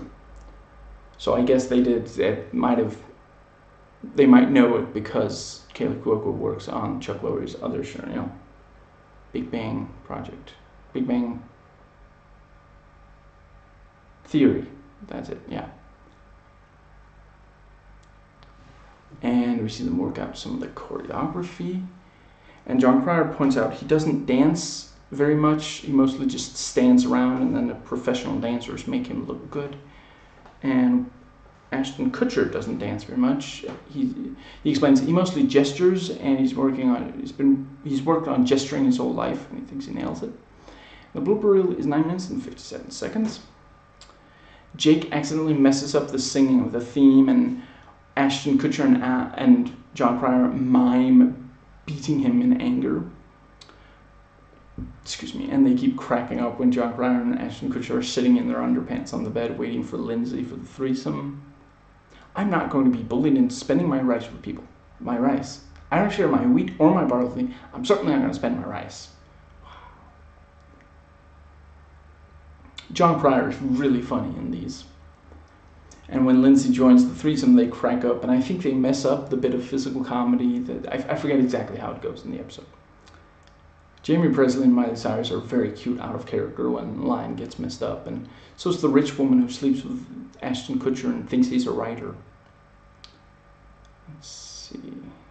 The other Emily Osment also is in a blooper, but you can't really see her face. I couldn't quite tell what her reaction was to. It's when Scott Bakula is proposing to her, and I couldn't tell if she was she's sort of leans towards him, and I couldn't tell if she was pretending to be angry and smack him in the head, hit him in the head or smack him upside the head or something, or if she was just leaning forward and gonna lean back and try to get back into character or something. I don't know exactly.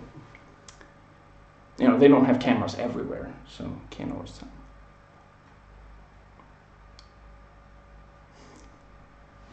And Ryan Stiles' her line.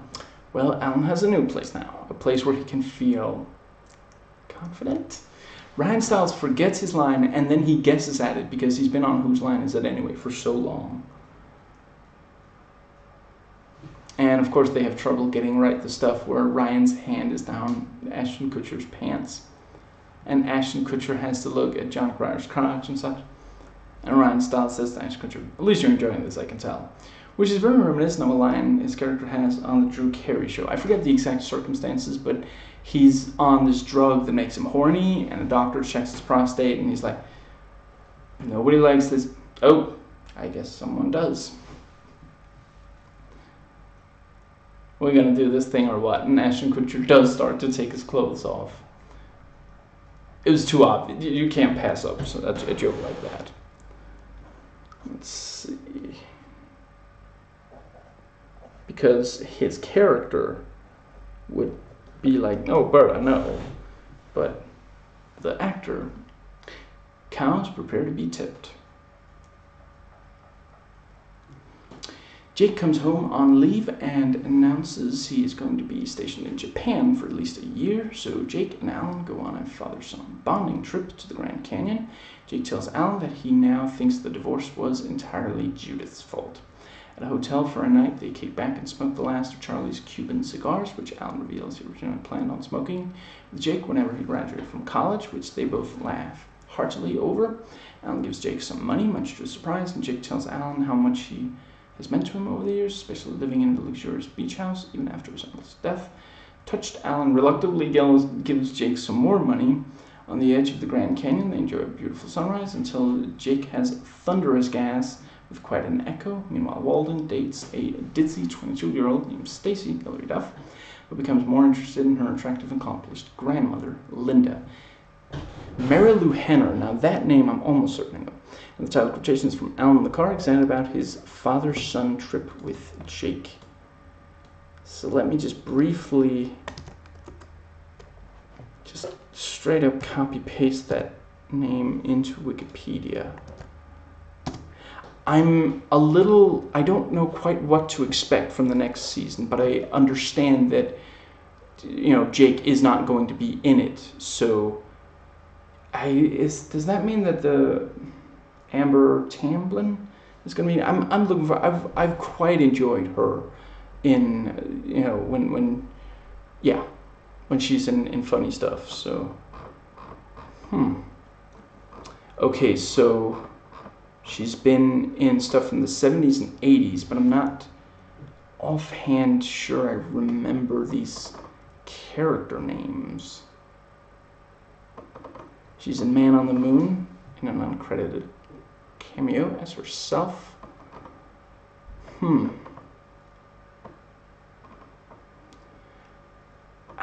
Let's see. I guess she was in Titanic, but the miniseries, not the movie. And she was on ER. I mean, yeah, I guess. Yeah, don't know. Anyway, on to my notes. Hilary Duff, who I also do not have any opinion of, or any. I don't think I watched any of the. I'm not sure I know anything about her. She was in some Disney movies. She did some songs. Yeah. I mean, at least Miley Cyrus. She's the one with Wrecking Ball, I want to say it's called. And there's that one where she's like, what's it called? Is it just called We Can't Stop or something? And I mean, I wouldn't know of these at all if not for Todd in the Shadows, but Hilary Duff, there's no impression at all, but she's good in this. She's very funny in this. She spills and then drinks it out of the purse, and she throws it onto the window thinking that she'd be throwing it out of the open window. I didn't realize Ashton Kutcher had a 2-drink maximum to sleep with him. I don't know. Yeah, obviously she's too drunk. And this is Ducks and Hot Dog Bun. Probably shouldn't have built to that. That's my idea of baking with Grandma. Wait a second, are you in trouble? Is somebody pregnant? Do you need money? So, this is the last time I'll see you for a while. Unless you're willing to make the drive. Wow. Stacy thinks Nicaragua is gum you chew to stop smoking. Beautiful country, gorgeous women, one step closer to having this house to myself. Yeah, the only thing I'm worried about is if they still haven't found Godzilla. Wow. That's like going to the International House of Pancakes and ordering a bowl of dust. I'm missing you less and less. Stop talking.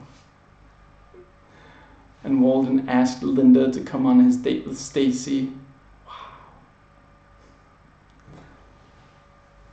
This is like, this is a little weird. What? There's no problem, 3 people eating dinner together.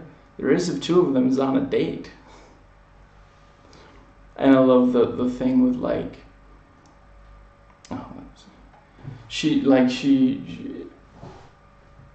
did she already graduate? I forget. I'm not 100% certain, but she is mastering in, or she has a master in communications, and Walden's like, I've always wondered what that's like. Can you explain it to me? And she's like, I mean, that's hard. It's like words and talking and stuff. And then Linda's like, 120 grand. Pretty sure she's gonna live with me forever. I got one of those. Is he implying that Alan is his grandfather? I'm not sure whether Alan would be flattered or insulted. You are a wonderful young man, but I have a rule. I never kiss anyone who started the night on a date with my granddaughter. A rule? This has happened before? I also really like the thing with, so, how did you two end up living together? Duh, she's my grandmother. Wow. That's very nice, but we're going to the Grand Canyon, not the Bunny Ranch. There's a girl at the Bunny Ranch they call the Grand Canyon.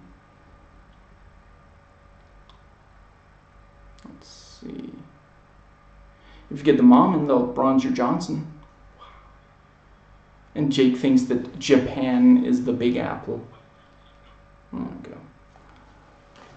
Cows, prepare to be tipped. Since when do you tip? This is the best part of a road trip. The friendly banter. Well, that and saying funny things to each other.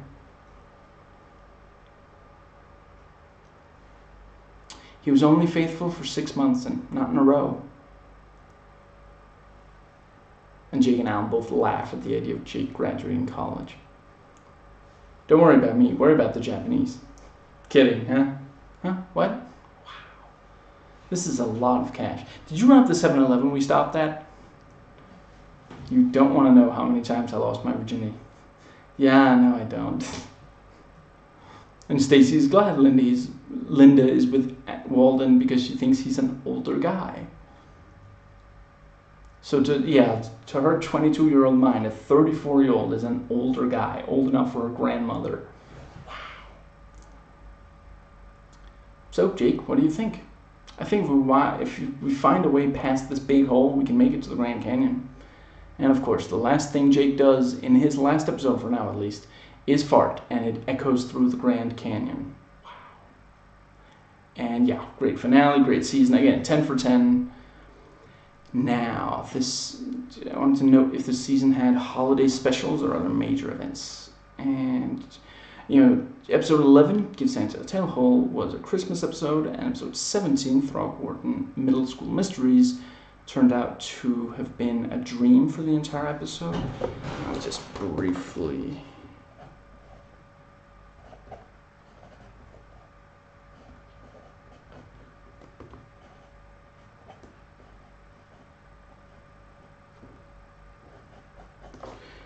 Okay. Yeah, so let me think. I'm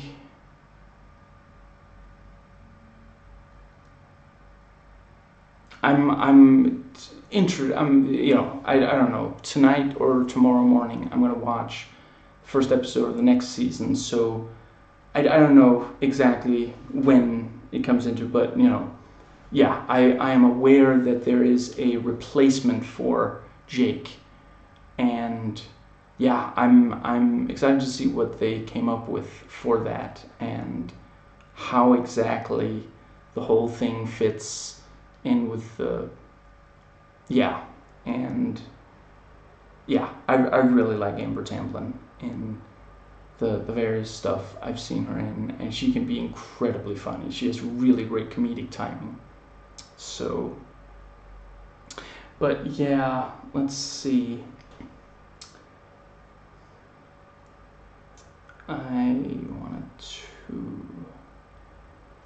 Let's see.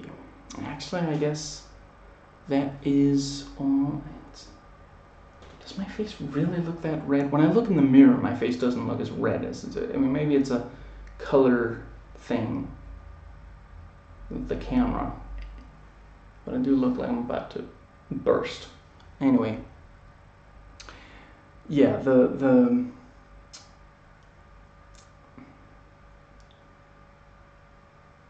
let's see. There's one other thing that I wanted to mention, but I forget what it was. To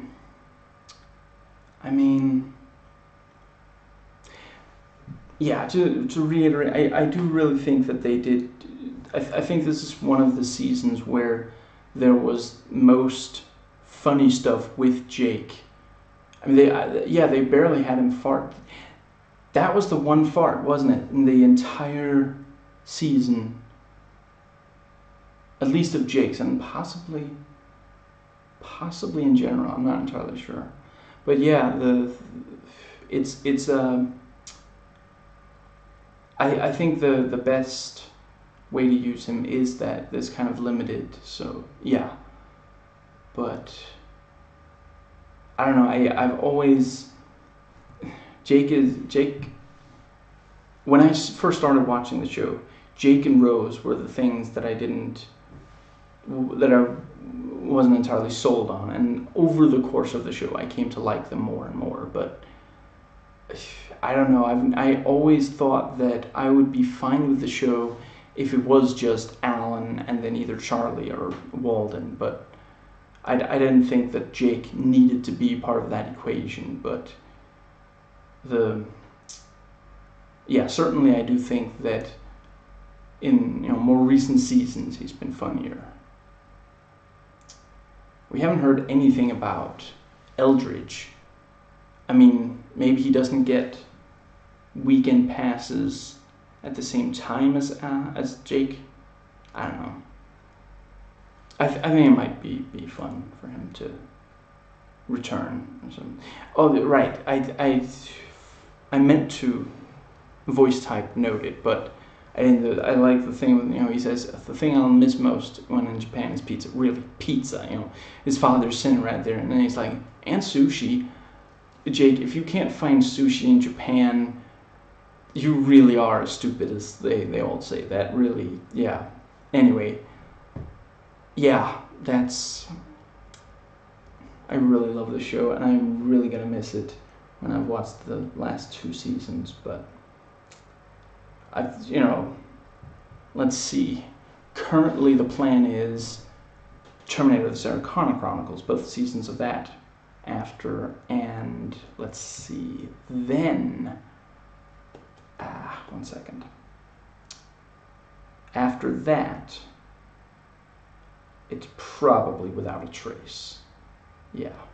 And that'll be interesting. That's another show where I haven't watched all of it. I have watched all of Sarah Connor Chronicles. I had watched all of, let's see, the Married with Children and the 7 seasons of The Simpsons that I did videos on. So, yeah. Yeah, I guess that's it. So, I hope you enjoyed watching, as I enjoyed watching and recording, and I will catch you